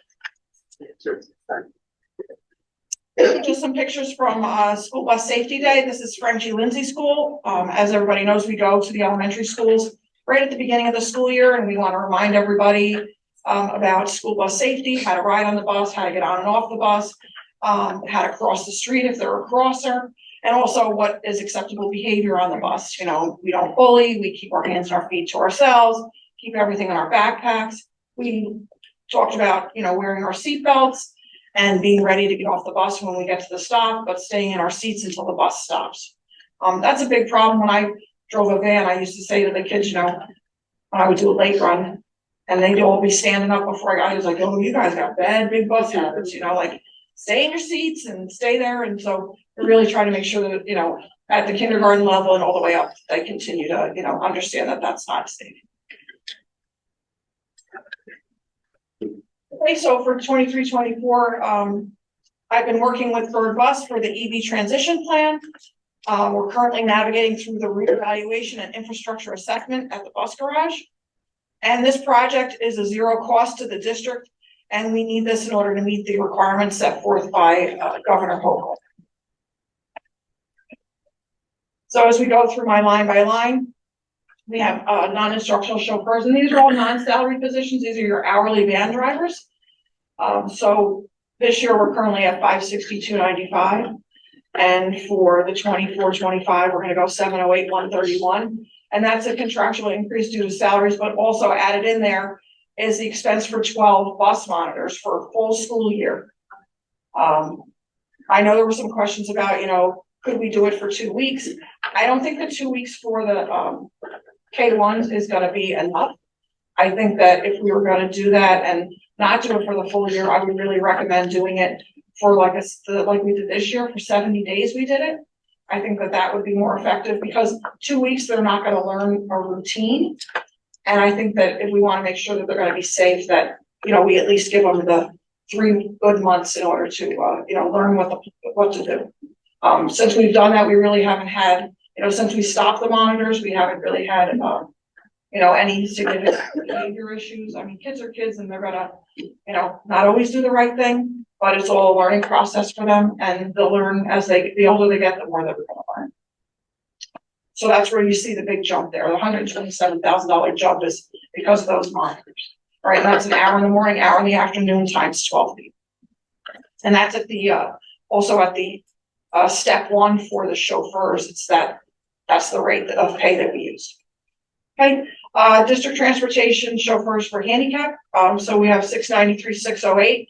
Next year it's proposed 727,608. And that's a contractual increase that has to do with the hourly rate. I know there were some questions about like, why is it such a big number? But it's actually only a $34,000 increase, which I say only, but that is a lot. I mean, between Lisa and I and Enrique, maybe we can figure that out, but it wasn't any more than I thought it was gonna be. Okay, so transportation non-instructional overtime, 186.30, and that goes up to 195.330, and that there is 22,000 expended in that line right now. But the spring is really a very busy time and there's so many field trips that go out of district that I use a lot of that money at that time of the year. Right, so the athletic overtime, it stays the same as 104 and Tommy's also has 106. That's just contractual hourly increase for the CSEA. And then my contractual expenditures, we had to do a reassignment of expenses. Enrique and I had a conversation about this. So my contractual this year, as you see, I'm up to 182,323. I've been paying for the parts for the buses and everything in that line, as well as paying for TransFinder and paying for Bus Hive and all these other programs that I use that are contractual. I was also paying for parts out of there. So I moved it, I decrease that budget line to 60,000, but you'll see later in my line by line where you'll see an increase. And that's because I had to move it all to materials and supplies. Right, so district transportation field trips, that stayed the same.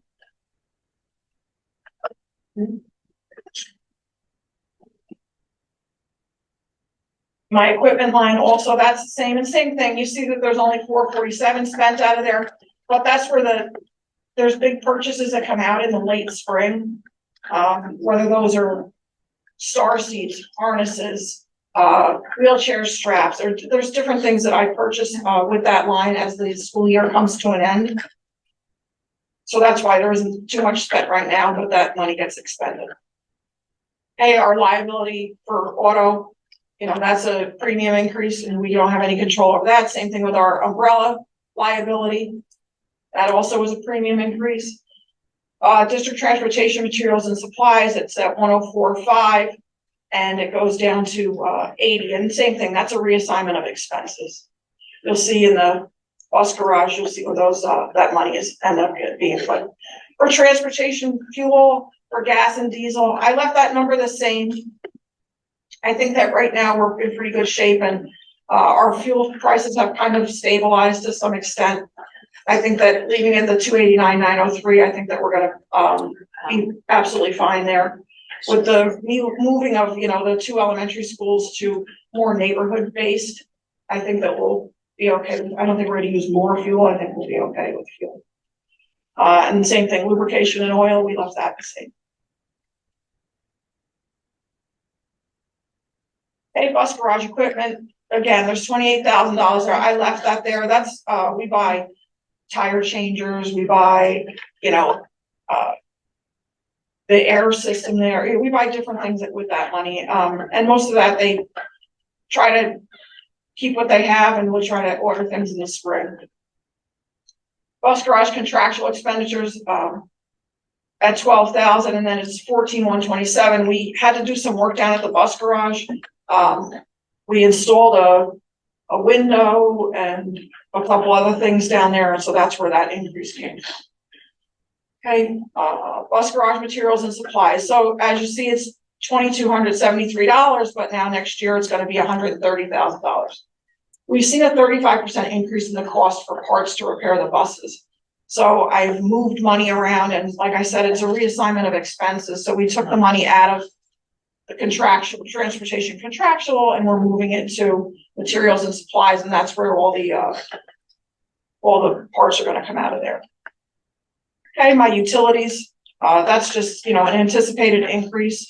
That's my gas, electric, and water all combined.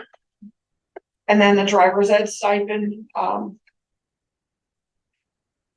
we moved, it's a little bit more. The classroom instructor was expensive this year. So that line is a little bit over.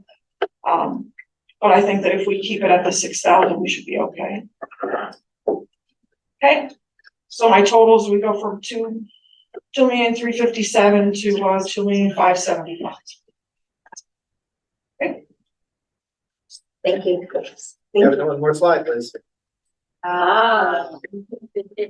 Yes, and as I put up my final budget, thank you all for all your support. I've been 11 years here in the transportation, supervisor's office, but over 30 years here at Hendrick Hudson, and I thank you all very much.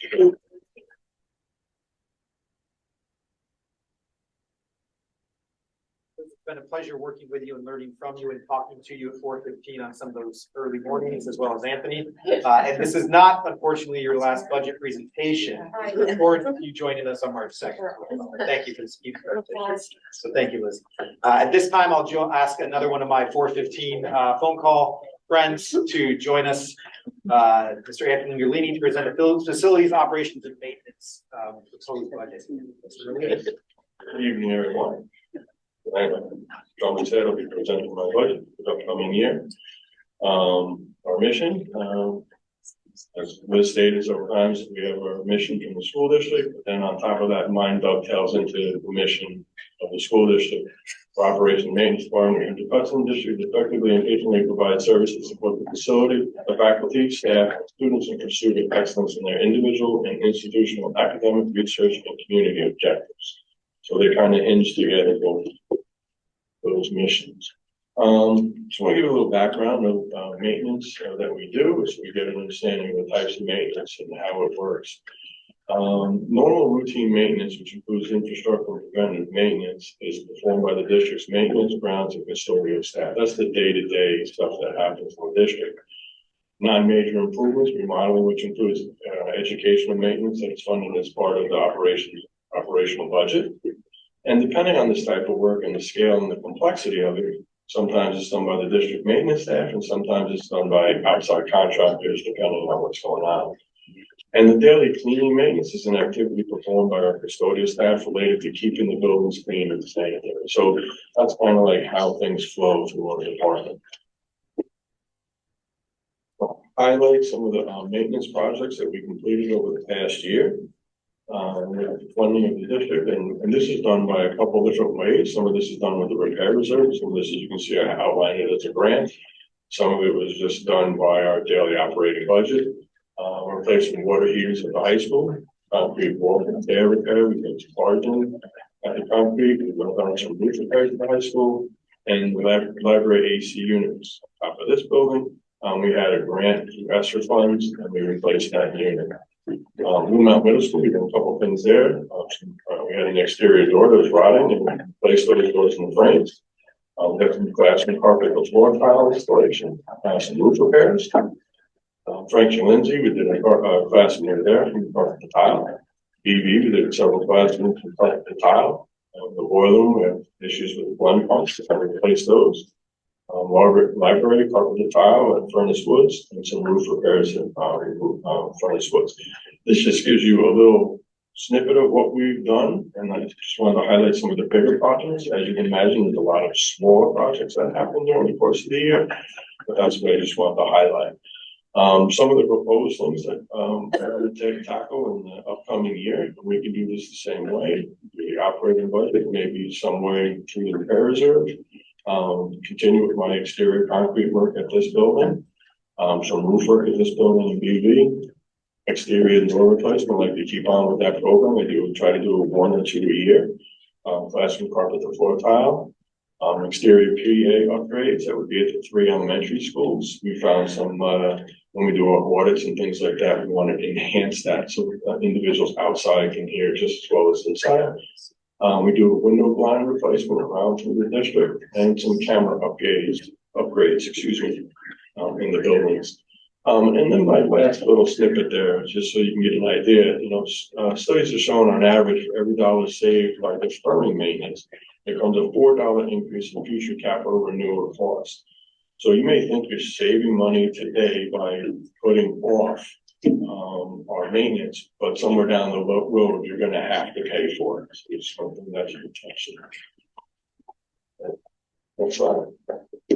I'll go ahead and this one here, so you get an idea of our buildings, the age, the year they were built, additions, renovations, their square footage, and approximate acreage. You can see a composite of our district. We have a 1926 high school, which has many additions on this building. I do want to bring to the fact that in 2 years, it's coming on top of its 20-year anniversary. And we should start thinking about planning what we want to do, if we want to do anything special for this building with the community and et cetera. So we have things to think about with this building in 2 more years. And then the rest of it, you just go through, you can see how the ages of the building. Francie Lindsay is an older building.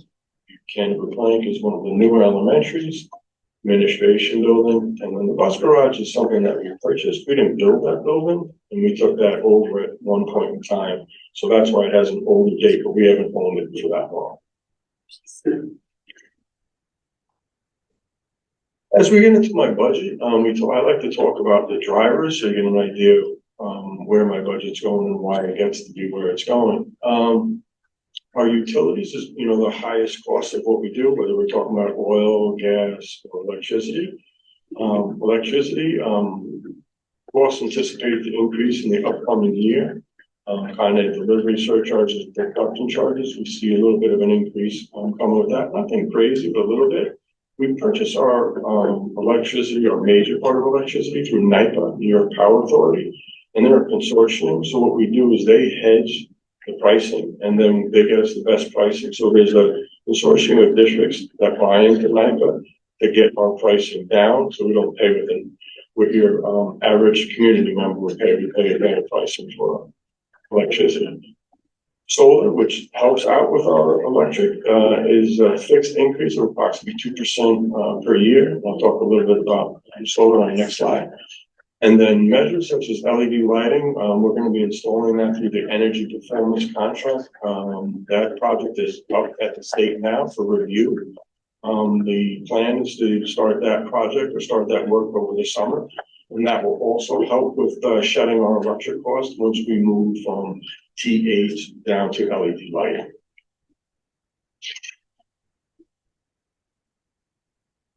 So when we talk about solar, all five buildings, school buildings are producing solar. It accounts for about 40% of our district needs, and that it's going to be dependent on the weather. Some years are better than others. If we have a nice sunny day, we're producing more electricity than we have the cloudy days, or we have snow and we have snow-covered panels.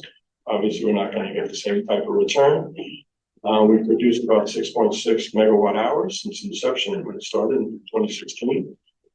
The 3 elementary schools will operate primarily on solar during the year. Furnace Woods has the largest array and does the best out of all the buildings. That building pretty much runs on complete solar. Sometimes in the winter months, like I said, depending on the weather and the conditions, it wanes a little bit, but for the most part, that building runs almost totally on solar. Some of the couple of things, like I said earlier, when we talk about oil, the cost per gallon of oil has decreased from last year. We're expecting this price to increase just a little over the upcoming year. We use about 120,000 gallons a year. Fuel saving measures that we're going to be implementing through the EPC. We have some weatherization that we're going to be doing, which should help with our heating costs. We're looking to enhance the building management system, to build BMS, and work on controls to get the, systems that are on pneumatics onto a digital controls. Propane is on state contract, it's decreasing cost a little bit, from last year. And we're thinking that, you know, from looking at, studies and everything and online, talking to my other constituents throughout Westchester, we think that propane should remain the same. We don't use a lot of propane. Pretty much use it for pilot lights for the boilers and inside the kitchens where we need to have gas for cooking. Natural gas uses and costs decreased slightly from last year, and we expect gas prices to increase just slightly again coming in the future. As we look at my numbers for the upcoming year, equipment, we had $100,000. We spent about $74,000 so far, and we're asking to do for the same $100,000 and a 0% increase. Contractual services is $140,000. Year to date, we spent $148,000. Some of that is rollover that we had from the prior year, so it comes into our budget for this year for contractual service. So some of that is reflected in there, and we're looking to bump this up to $415,000. For two reasons. One, we wanted to bump it up anyway because we're spending a lot of money nowadays with contractual services. But also we put in money in there for the move. So that reflects the cost for the move.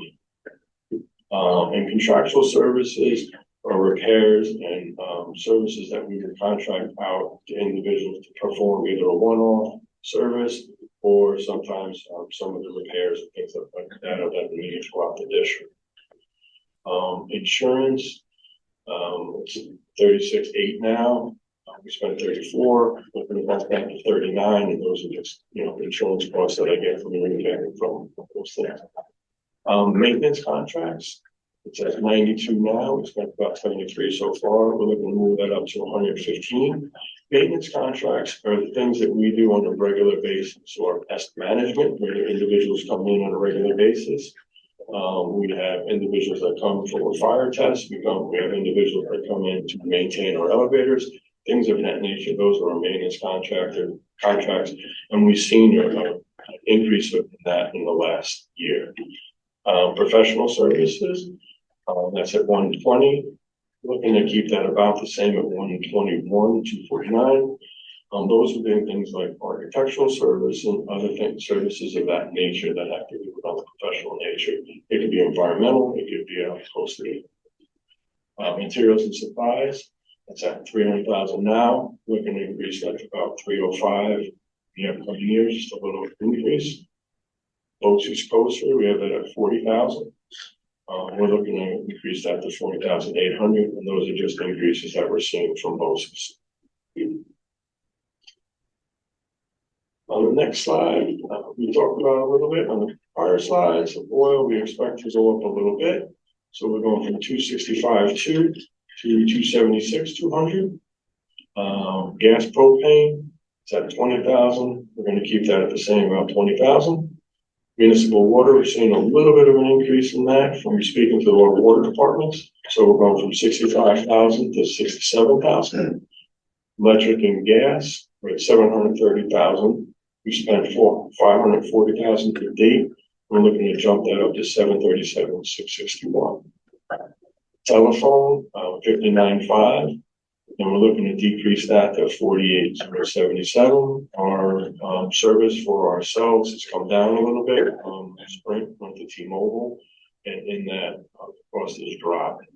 So we're looking just to reflect that, so we're not overinflating. Maintenance projects, 105,000. We're looking to move that up to 265,000.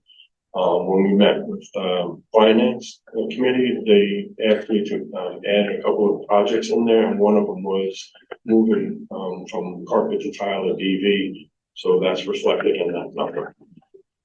Security of plant contractual, it's 20,000, and we're looking to move that up to 30,000. And overall, right, roughly 2.1 million now, and we're looking to move that to 2.58.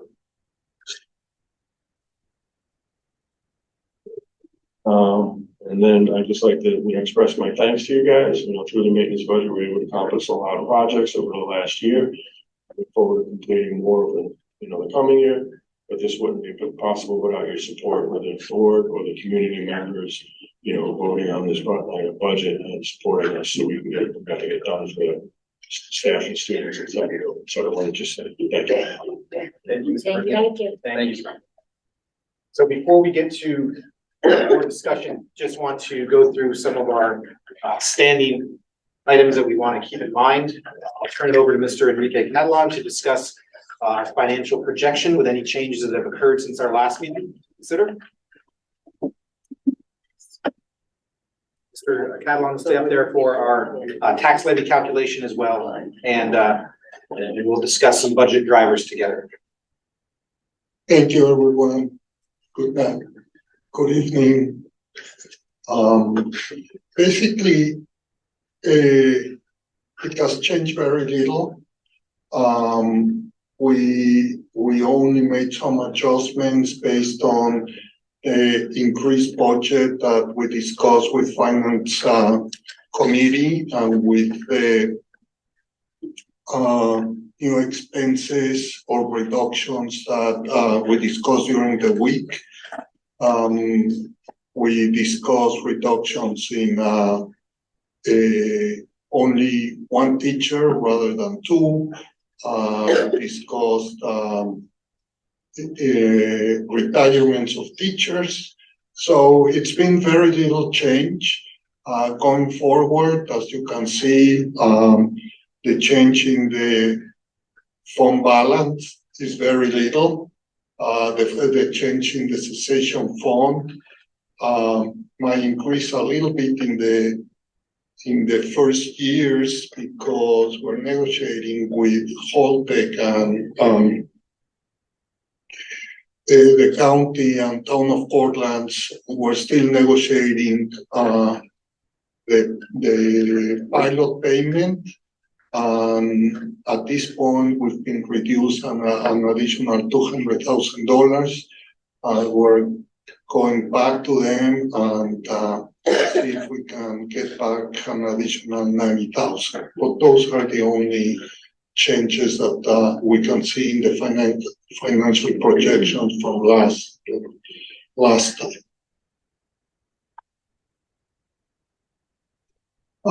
The tax levy calculation, due to those increases, instead of being 6.2% in a proposed budget increase, is 6.6%. Our tax levy is approximately 5.64.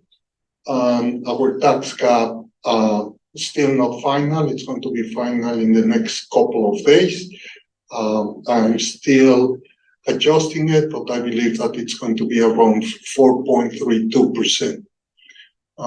So that's basically the changes that happened in the last 2 weeks. And going forward, what the superintendent and all the administrators would like to see what is it that the board wants to see going forward, give us some directions on where do you want to see the budget going forward. Thank you, Mr. Catalan. Our next slide, we just want to provide an update and some reminders of some major budget drivers in next year's proposed budget. One additional item that we as a cabinet have identified is if we take a look at current year spending for our substitute coverage is approximately $360,000. We budgeted for the entire year $120,000. So we are going to have to adjust that line item in the budget to be more in line with what we're actually spending this year. Enrique had previously touched base on health cost increases. We did see our ERS and TRS did receive a little bit of reduction in that increase, but it still is a major cost driver, about approximately $500,000. To operate our plant, we spend approximately $530,000. We do need to account for the offset funds of the pass-through amount of universal pre-K.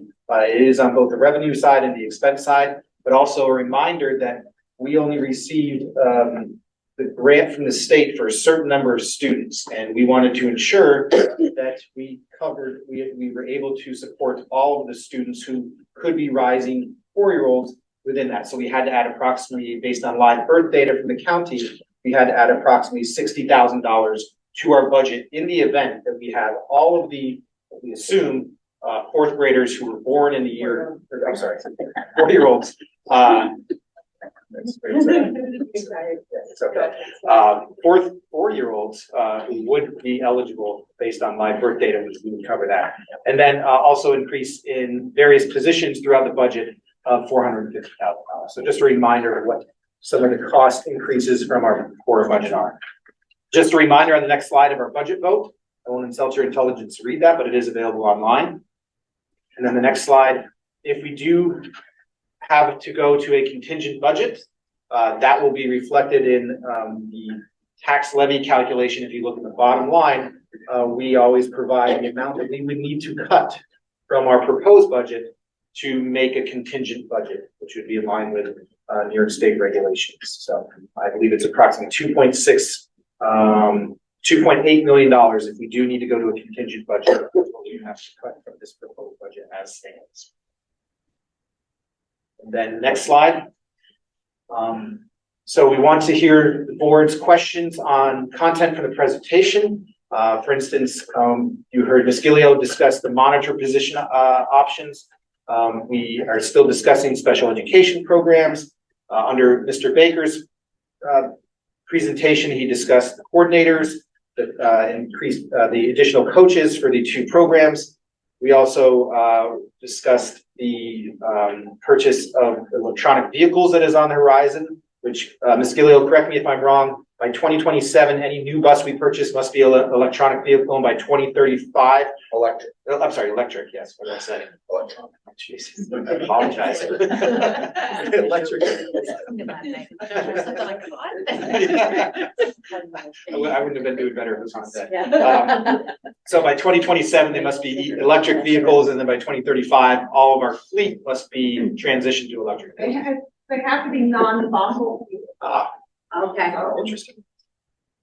Are there options available? Okay. All right, that's a good clarification. And just a reminder, under our transportation budget, we do not charge the PTA for any of their trips, correct? Until they run out of money. Gotcha. So that is, we do provide for transportation as we have to pass. Under operations, you heard that there was a suggestion from the finance committee to increase that budget in terms of maintenance for the plant to approximately $200,000. So some items for you to consider from the presentation, in addition to any questions you may have, but also to assist us. Are there any current parameters that we need to adjust? Is there anything you want us to reconsider? Go back to the administrative team and discuss. So I'll turn it over to board questions. I think I agree with Liz's suggestion.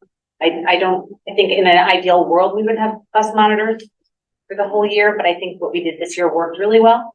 So I don't know if everyone agrees, we probably should stick with that plan.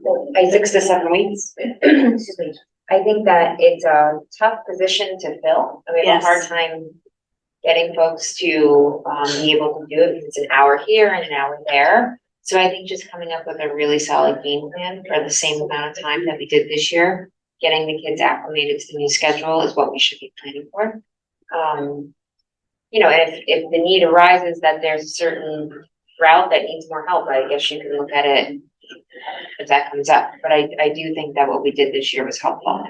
That was gonna be my suggestion. I was gonna ask, can we just, I know you said there wasn't a substantial amount of any incidents that happened after the bus monitors were off, but could we have like a little leeway budget that in case, like you're saying, a route does have, that we have somebody on standby who could, you know, pick up any bus trips that needed? The board to decide, and the superintendent. I should think an administrator could actually ride the bus if there was an issue, right? Yeah, it's happened in the past. They have, but that's kind of just on a day-to-day basis, that you're gonna need to extend one of the schools, you know, say there's a particular bus at one of the schools that needs somebody more than the 60 days. It's kind of hard to commit your administrator to get on a bus and you know. No, but I would think that they could get on a bus to try to identify the issue and find a solution, because sometimes I think. You're saying first. Yeah. No, that's why we have video cameras and that's what we use it for, and we try to do that, but there's still, you know, you do have some kids that need a little extra. So what's the cost difference between what you have proposed versus what we? So right now, with 12 monitors for the whole school year is $127,000. Right, what we spent today, this year was, well, if you divide it by 3, and assume we use it for a third. Say it again. Like if 127,000 is for the whole year, and if we're gonna use them for a third of the year, we would just divide that number by 3, right? 30, 40 grand. Yeah, 34. I just want. So. And you really can't look at what you spent this year, because this year you paid a very large hourly rate. We would And next year the rate, And it's only.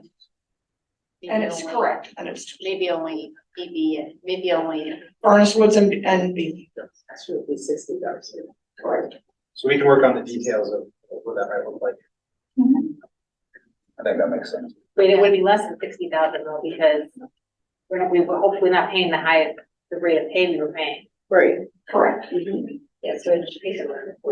So is there any, so for BB and Furnace Woods, is there some high impact initial first week of like what, I don't know, is there some sort of training that we could provide to somebody, like some high impact learning that we could give for the bus, for kids that are riding the bus that are, especially like kindergartners that are new? Like something like for the kids. Yeah, like on repeat, this is the expectation, every day be talking about it. There's a bus program. So Liz, I'm new. I know some school districts do for your first route, first day, bring the kindergartners on the bus with their parents, or we bring the kindergartners on a trial run. Kindergartners, kindergarten orientation, they generally go for a ride on the bus. The driver talks to them about, you know, wearing a seatbelt, sitting in your seat, staying in your seat, and those kind of things. But I don't know that, you know, one time that it's gonna be so having the monitors on for those first, few weeks of school is good, because the monitors are there reminding them, and hey, this is your stop. Hey, it's gonna be Susie's stop. So now let's go, Carol. You're gonna be next. Make sure you have your backpack on, and they try to, transition them and get them ready, and thinking in that. And they're unfamiliar with the route, so they have to, learn when it is their turn. So something we can go back to with transportation is to look at a reduced rather than full year of bus monitors. Sure. For the next presentation, I think based upon what this. And I would recommend to, once it's decided as to what staff are gonna go where, is to start to find out which lunch monitors, because they're the ones who did it this current year, or the people who worked as lunch monitors in the school, they were the bus monitors. And so there's a whole training process that has to go. So if it's not the 8 people that did it this year, you're gonna have to get those other people, they're gonna have to be trained, they're gonna have to do a pre-service, they're gonna have to do physical performance tests, which I did with everybody, that Friday before Labor Day, when everybody else was off from work. I was in the DO with all the staff, for 8.5 hours doing their instructional part, and then doing all the testing and everything to get them ready to go for the first day of school. So, I'm fine doing that. I'm here till July, but I can come back and do it for you. But it's just something I'd rather have done so that they're ready for the first day of school. Great. And that you know who you have, rather than like, am I gonna have enough people? Because this year we only had 8 people, and we really could have used 12. Oh, it was 12 based on the 3 elementary schools. I'm assuming 6 buses at each school, at each of those 2 schools. Oh, okay.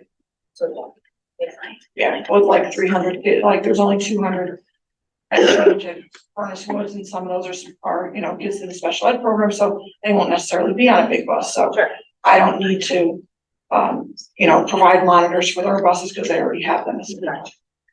Thank you. I have one more question while you're up there. Sure. So, transportation for think for athletics? Is it in your budget or is it in? So Tommy shows it in his budget, but it's in my budget. It comes out of my budget. Same thing with the expenses for PPS. It's in Lisa's budget and it's in mine, but the money comes out of my budget. But it's not double counted. Correct. No, of course. I wonder if we should maybe only put it in one slide and then put a note. Expense from. Yes, just. In the past, we've done it like this because the board wanted to see what was Lisa's total budget and Tommy's total budget. And that's the reason we did it like that. It's not like we're double counting anything. It's not in Lisa's budget because it's a 5510 account code.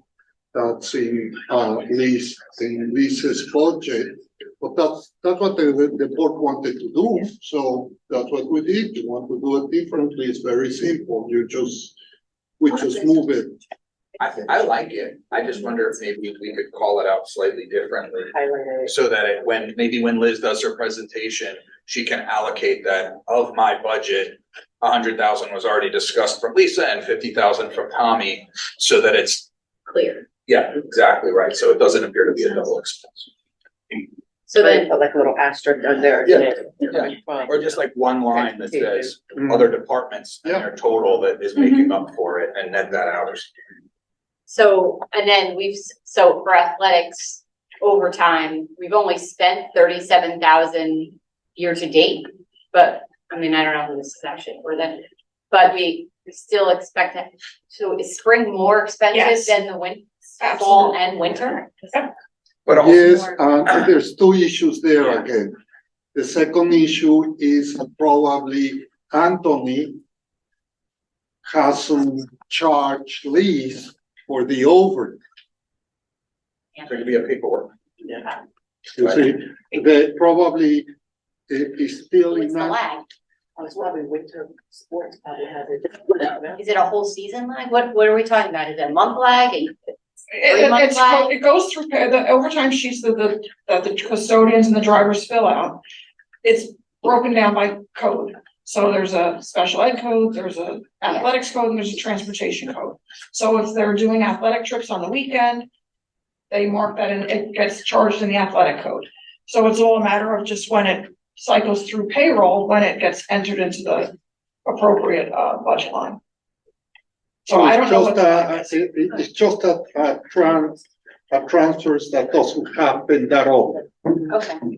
So can you just let us know, what did we actually spend last year? Last year we got.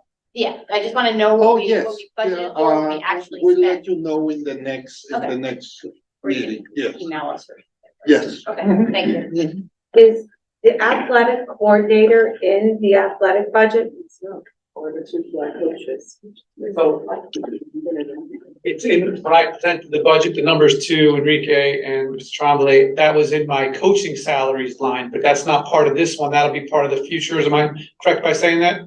So we'll discuss staffing, Okay. Yeah. So that's where it's going. That's where we, yes. I just wanted to we've been talking about it for 2 years. I know, thank you though. But since Mr. Baker did mention it, it's something that the board is not in favor of. I think we don't know what it is. What is it? Yeah. So most of the districts around us are putting in what they call athletic coordinators, whether they're modified coordinators, seasonal coordinators, but I think the most suitable way for Hendrick Hudson to look at it would be through a seasonal coordinator. And that's just assisting the athletic program through each of the seasons. We're just growing in numbers and programs every day, and it's just becoming a monumental task each day to have the athletic program ready to go at 3 o'clock when the games practice start up. So it's for setup. It's for everything. It would be assisting in teams with uniforms, getting equipment out. It would be for organizing. I have a lot of different ideas for this position. You know, organizing varsity teams, connecting with the modified teams, working at the modified level a lot with the athletes. Just being able to offer a lot more to our student athletes. A lot of the local districts now are presenting play-by-play for their local live. I'm working with our security guard, Pete Ruff, who's had a lot of experience with that, but we need some assistance in getting that up and running and working with student athletes and preparing that. So there's a lot of different things we can do with it. So in general terms, a coordinator, Mr. Baker can't be at every game and every site at all times. Mr. Baker would be the point person for any issue and support as the coaches and medical staff are supporting the students. So the ideal site coordinator would be that point person if Mr. Baker was not at that site to support. We have multiple sites all the time. How would we make sure that that was distributed equitably across the teams that they needed it?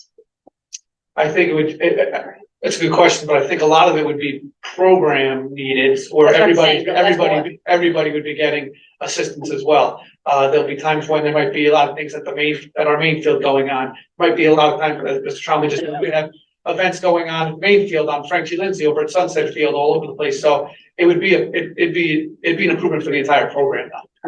There was the rotate times. So what do you, like, how many hours are you? It'd be every day, every day. Every day, Yeah. 3 hours every And day? easily, yes. And is it teachers and TAMA, it would be available for all staff that? I think we would have to go through a negotiation process and discuss how I foresee that same way we post for the coaches in that positions. And I just want to make a plug again to start a intramural program with the 6th grade.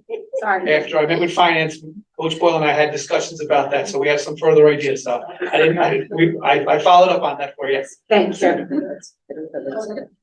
But I just wanted for background, in this town, the recreation program ends in 5th grade. So if the 6th grade becomes the gap year. Depends on the sport. Yes, And it and if you depends have on- money for a travel team. But it depends on the sport, because It definitely it definitely depends on the sport. Yeah, 100% sport depends. It's like the boys' basketball used to go through 10th or 11th grade in the town. It stops at 5th. But before it didn't, so that's because there's no one wants to play. Right. Because the track is Demand. No, I don't think it's that. I think it's, we have less kids in this entire area. And we have we are merged with Cortland. And a lot of the people that live on the other side of Cortland, I think if you look statistically, are now going up to Shrub Oak. So there's not as many kids down here for us to have teams for. I'm not saying intramural sports isn't the solution, but I think before we add or take anything away, we have to find interest, right? We just have to make sure that there's an interest there for the kids. And I think all the parents watching at home, if you have a 6th grader, write to the Board of Ed. Right to step.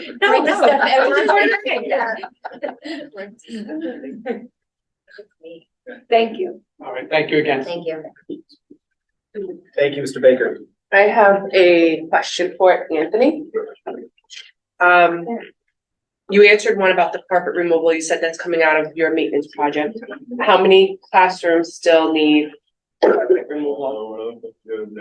Only 18. And then the other thing you had, that you wanted to do is the PA upgrades at BV, FGL and Furnace Woods and camera upgrades. Right. What line is that coming out of? Is that also maintenance projects? So it gets split up in a couple different codes. But that would be either maintenance or contract. Did you budget enough to, because I know cameras, we've talked about that the cameras are changing now. They used to just be a single point and now you can get the dual. You can dual head, multiple heads, and the older cameras on the older system are all analog cameras. We're trying to get everything over onto the digital system. But we have some upgrades that we need to do with that. So it's a couple, one here and one there. My question just was, did you budget enough to do that? Because I think for a safety aspect that. I don't know necessarily have enough to do everything because, sometimes other projects just take precedence and sometimes projects balloon further than I want them to balloon. So when we start talking about like roof maintenance or something like that, I can have a contractor come in and he'll start doing some roof repairs and you'll notice that there's actually more that needs to be done than just what I originally anticipated. Or sometimes even after the winter months now, because we're freezing the freeze in the thaw, what I noticed in the fall, what I want to put on my budget might also get inflated. And the same thing with, brick pointing and things of that nature. When we have the ice and the water that gets into the nooks and crannies of the building and we find more leaks. So that also might take precedence over getting cameras, or instead of doing the PA system as I imagine it, we're doing all conferencing side of the building, I may just focus on one piece of it. Let's just say hypothetically, if one building was $30,000 to do, I might allocate like $10,000 per building instead of doing $30,000 for each building. So I might just dumb down my project. But from a safety aspect, if the PA outdoor system, if there was an emergency and you needed to make an announcement, can people who are outside here, like if you needed to do a lockout or a Not lockdown? comprehensive. So they usually guard that's at that building, and that guard, one of his responsibilities is to make sure people outside know what's transpiring. And they also have radios. So they have radios when the monitors are going outside with students, those staff members have radios. So when they get there, when there's an issue, they can monitor and they can get to them. So they know when they're outside. So it may not come over the PA. They try to use a redundant system to try to get that message out to those individuals. So I just want to do it because this way, you know, it's blanketed and you have more coverage. Thank you.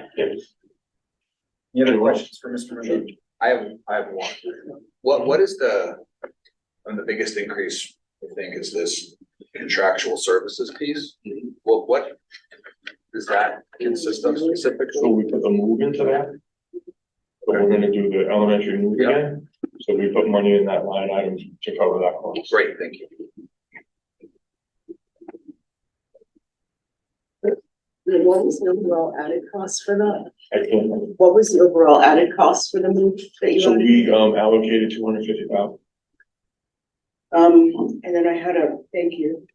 Then I had a question for Liz about, so we have to still do one bus and 4 vans, right? Is that something that's included in your budget? Yes, one big bus and 4 vans, that was, and it was not to exceed 575,000 for the bond. Okay, thank you. So that would be a separate resolution? It's a separate resolution, yes. So it wouldn't be. I did send all that, I don't know why, Carmen came and helped me, but for some reason it didn't show up on my. But that's a replacement, that's on your replacement, that's not like I need more vans necessarily for any plan, Correct, so- that is a replacement strategy. 2 budgets ago, we were supposed to purchase vans. We could not get them because of COVID and everything else. Their GM shut down, they weren't making them, whatever. So we didn't get them. So now I really need to replace them because I have 4 vans that I'm using every day that are over 200,000 miles. So, and the vans, you know, they travel the greatest distance. They're bringing our kids, you know, our out of district kids, or they're, bringing our special ed kids around and. And then the one bus is just a cycle replacement, Correct. retire a bus. Correct. Are you looking to replace with the same buses that you purchased this past year or something different? I'd like to replace with the same bus that we purchased this year. I think that that's really our best route to go. I think that the issues we have with the DEF and the engines and, diesel and stuff, I think that we're better off to go with gas powered. Any other questions specifically for Mr. Merlini, Ms. Gilio, and Mr. Baker? If we think of some more as throughout our discussion, I'll let them go home and get some rest with their families. And thank them for informative, concise, and knowledgeable presentations about their program. So thank you very much. Thank you. Thank you. There are other questions as we continue to discuss. If we have further discussion, I will make sure to reach out to them. What I would like to do is just real quick, ready to go back to the tax levy. Somebody is now calling them the nutritional value. It does. So members of the board, we do have a parameter that says we'd like us to put together a tax cap compliance budget. Our tax cap is not final yet, and also considering the budget to budget levy increase. Is there anything you'd like us to consider with the amount? Take a look at our proposed tax levy of a 5.64 with a tax cap of 4.32. To be tax cap compliant, we'd have to be under that 4.32 levy increase. Is the tax cap still something that you feel is amenable for an adopted budget and a community approval? Or do you think there's more that we need to consider in terms of reduction or in any aspect? If you're looking for suggestions, our cabinet stands ready to assist as well. I guess my question is, the next few days, the tax cap will get finalized. Are we anticipating a shift, or do we think we're pretty close to it? I anticipate a small increase in the tax cap because, so as always with all the numbers is good news and bad news. The good news is that we're going to have an increase in the tax cap, and the rationale is because ERS is going up more than expected, and when it goes more than 2% and it's going up 2.1%, that 0.1% goes in your favor of the tax cap. So to say a number, to make it simple, if we're saying that we need $1 million for ERS, and that's 2%, 2.1%, like $90,000 will go to the tax cap. Okay. So good news that our tax cap might be a little bit more higher. Bad news is that I'm going to have to increase the ERS expense. So our budget's gonna go up, but our tax cap. Yeah, the budget goes up, but the tax cap goes up, the tax levy, but by 90,000, not even that. I just gave an example. It's very little, but I'm almost sure that we're going to be very close to this number. Again, the tax cap is what we are allowed to increase our levy by. It doesn't, you have to.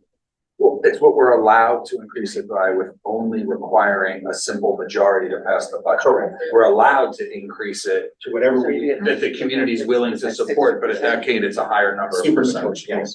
which is 60. 60%, yes. But I think what we haven't heard is FTEs, which is like really right. I don't know if we can really make any.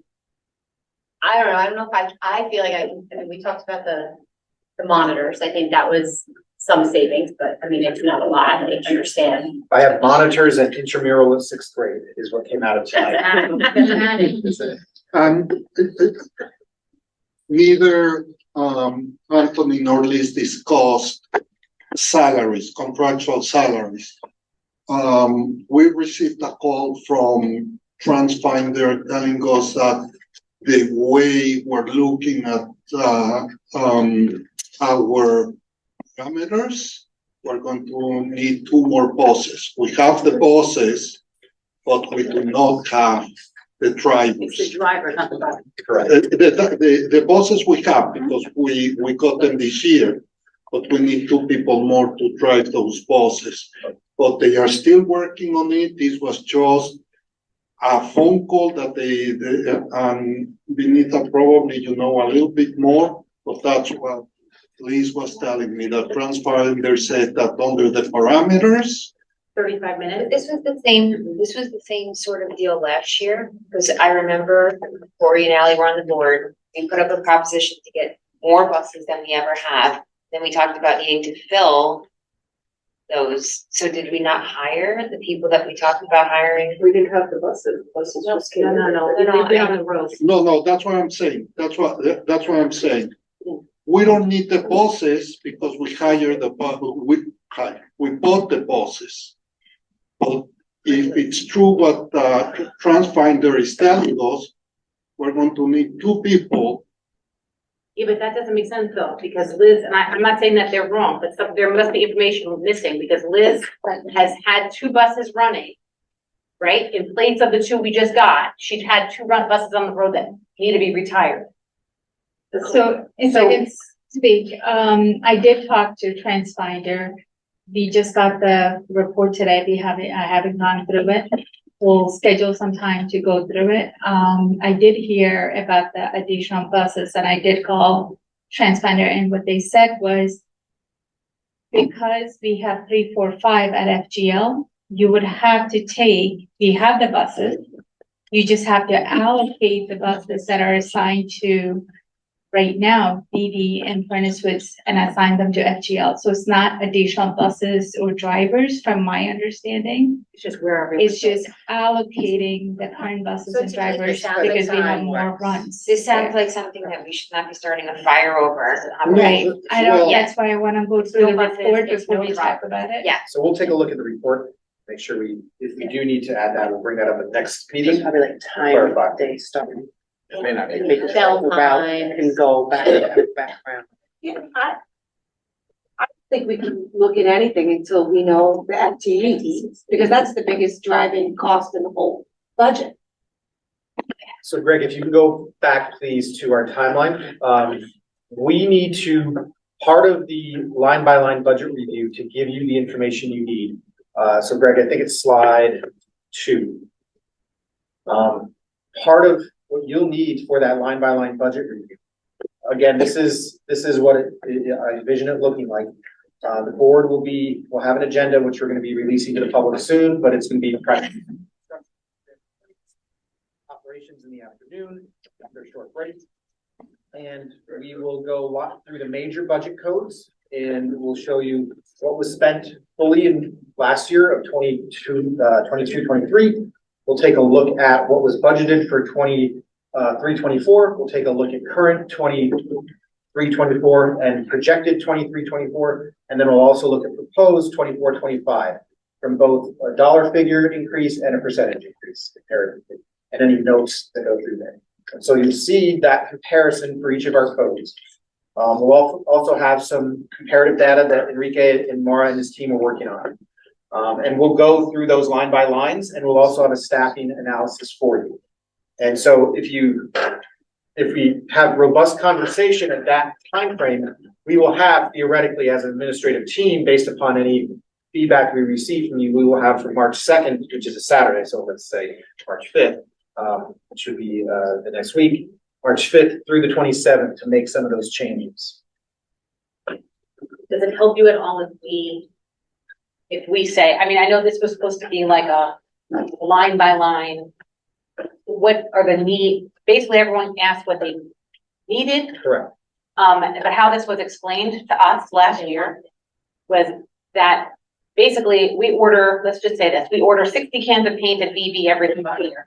But we don't really need 60 cans of paint at BB every single year. So maybe next year we'll only order 20 cans of paint.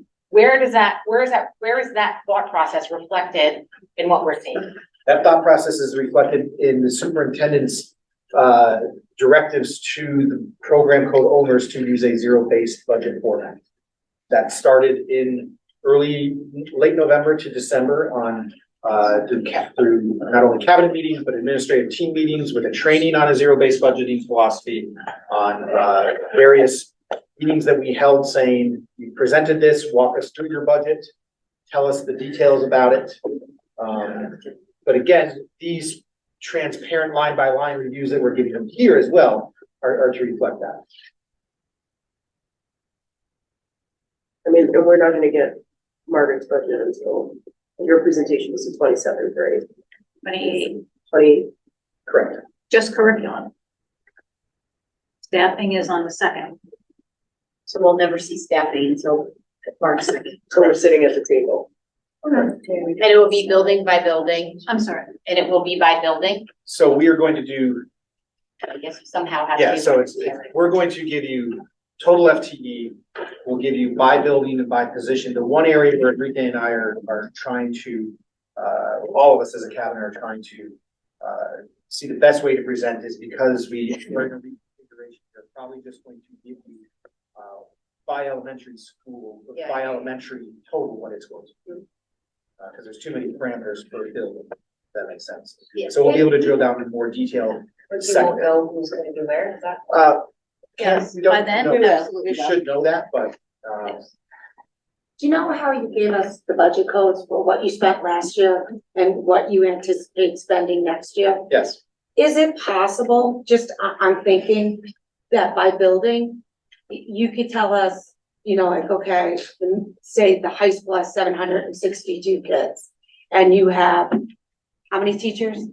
160 teachers, let's just say, that, 5 years ago, you had 900 students, and you still had the same, I just think something to compare in the public's eye to see that, like, because I would like to see, you know, here's the 762 students, and here's the, I'm making up the number, by the way, 180 teachers, but 10 years ago, you had 982 students with the same amount of teachers. Something really good to compare. I don't know if I wanna go back 10 years, but that is part of what we presented last year. For the first time last year, we looked at secondary through the same lens that we look at elementary. Elementary is always low hanging fruit. Yes. It's sections and it's teachers. It's very easy to say, I only have 4 5th grades, so I only need 4 teachers.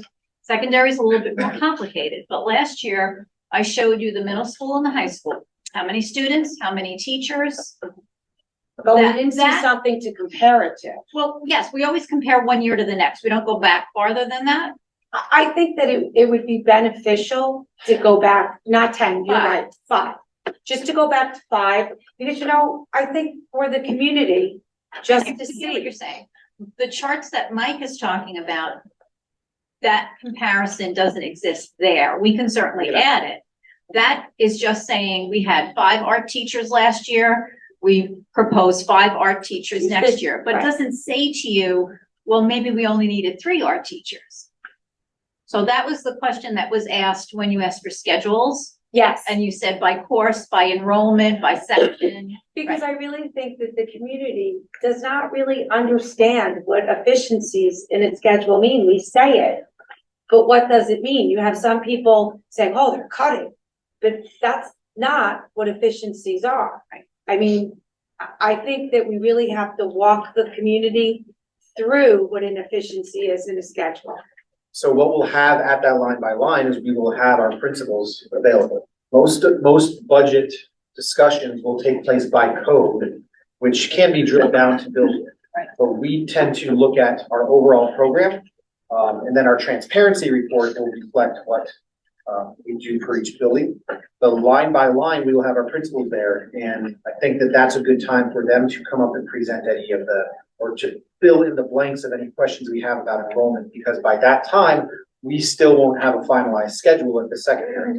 Yeah, and I think that a visual from 5 years ago to you had this many students with this many teachers in this building, and now you have this many students with this many teachers. Just so the people who are not in education at home have a visual. So 5-year enrollment. Yes, just by building, you do it by elementary school all the Yes. time. Yes.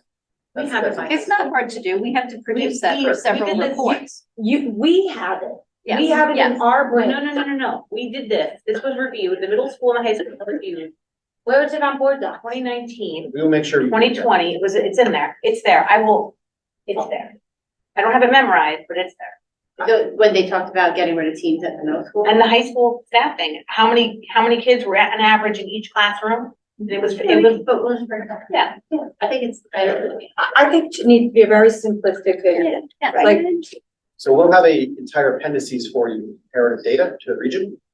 Enrique and Margaret and Kevin have talked about it, and we can add to that budget book a 5-year enrollment and staffing comparison. thank you. I mean, last question. I guess the number we're looking at right now on these projections, is this gonna be the closest we get, or is there, because we still don't have Margaret's, right? But I'm assuming that her numbers are somewhere calculated somewhere in this number that we've been presenting. Yes. So yes. You know, we've all had access to each other's budgets as we've gone through cabinet meetings. Okay. So if you look on the nutritional guide for our tax levy, Margaret's budget of teaching, supervision, curriculum, all of that is included in the overall proposed budget of 93. Is it possible that that changes? Or you're not gonna know until. I mean, you get it's there? always possible. Possible. And Okay. I would say it can change both directions. So, you know, we still have some big decisions, as you know, that we have to make. For instance, if the board says, we've been hearing X, Y, and Z, Margaret, are you prepared for the professional learning needs? And we want you to consider an increase in that, just in case. Those are all. When are our elementary staff gonna know where they're going next year? Hopefully before the break. Okay.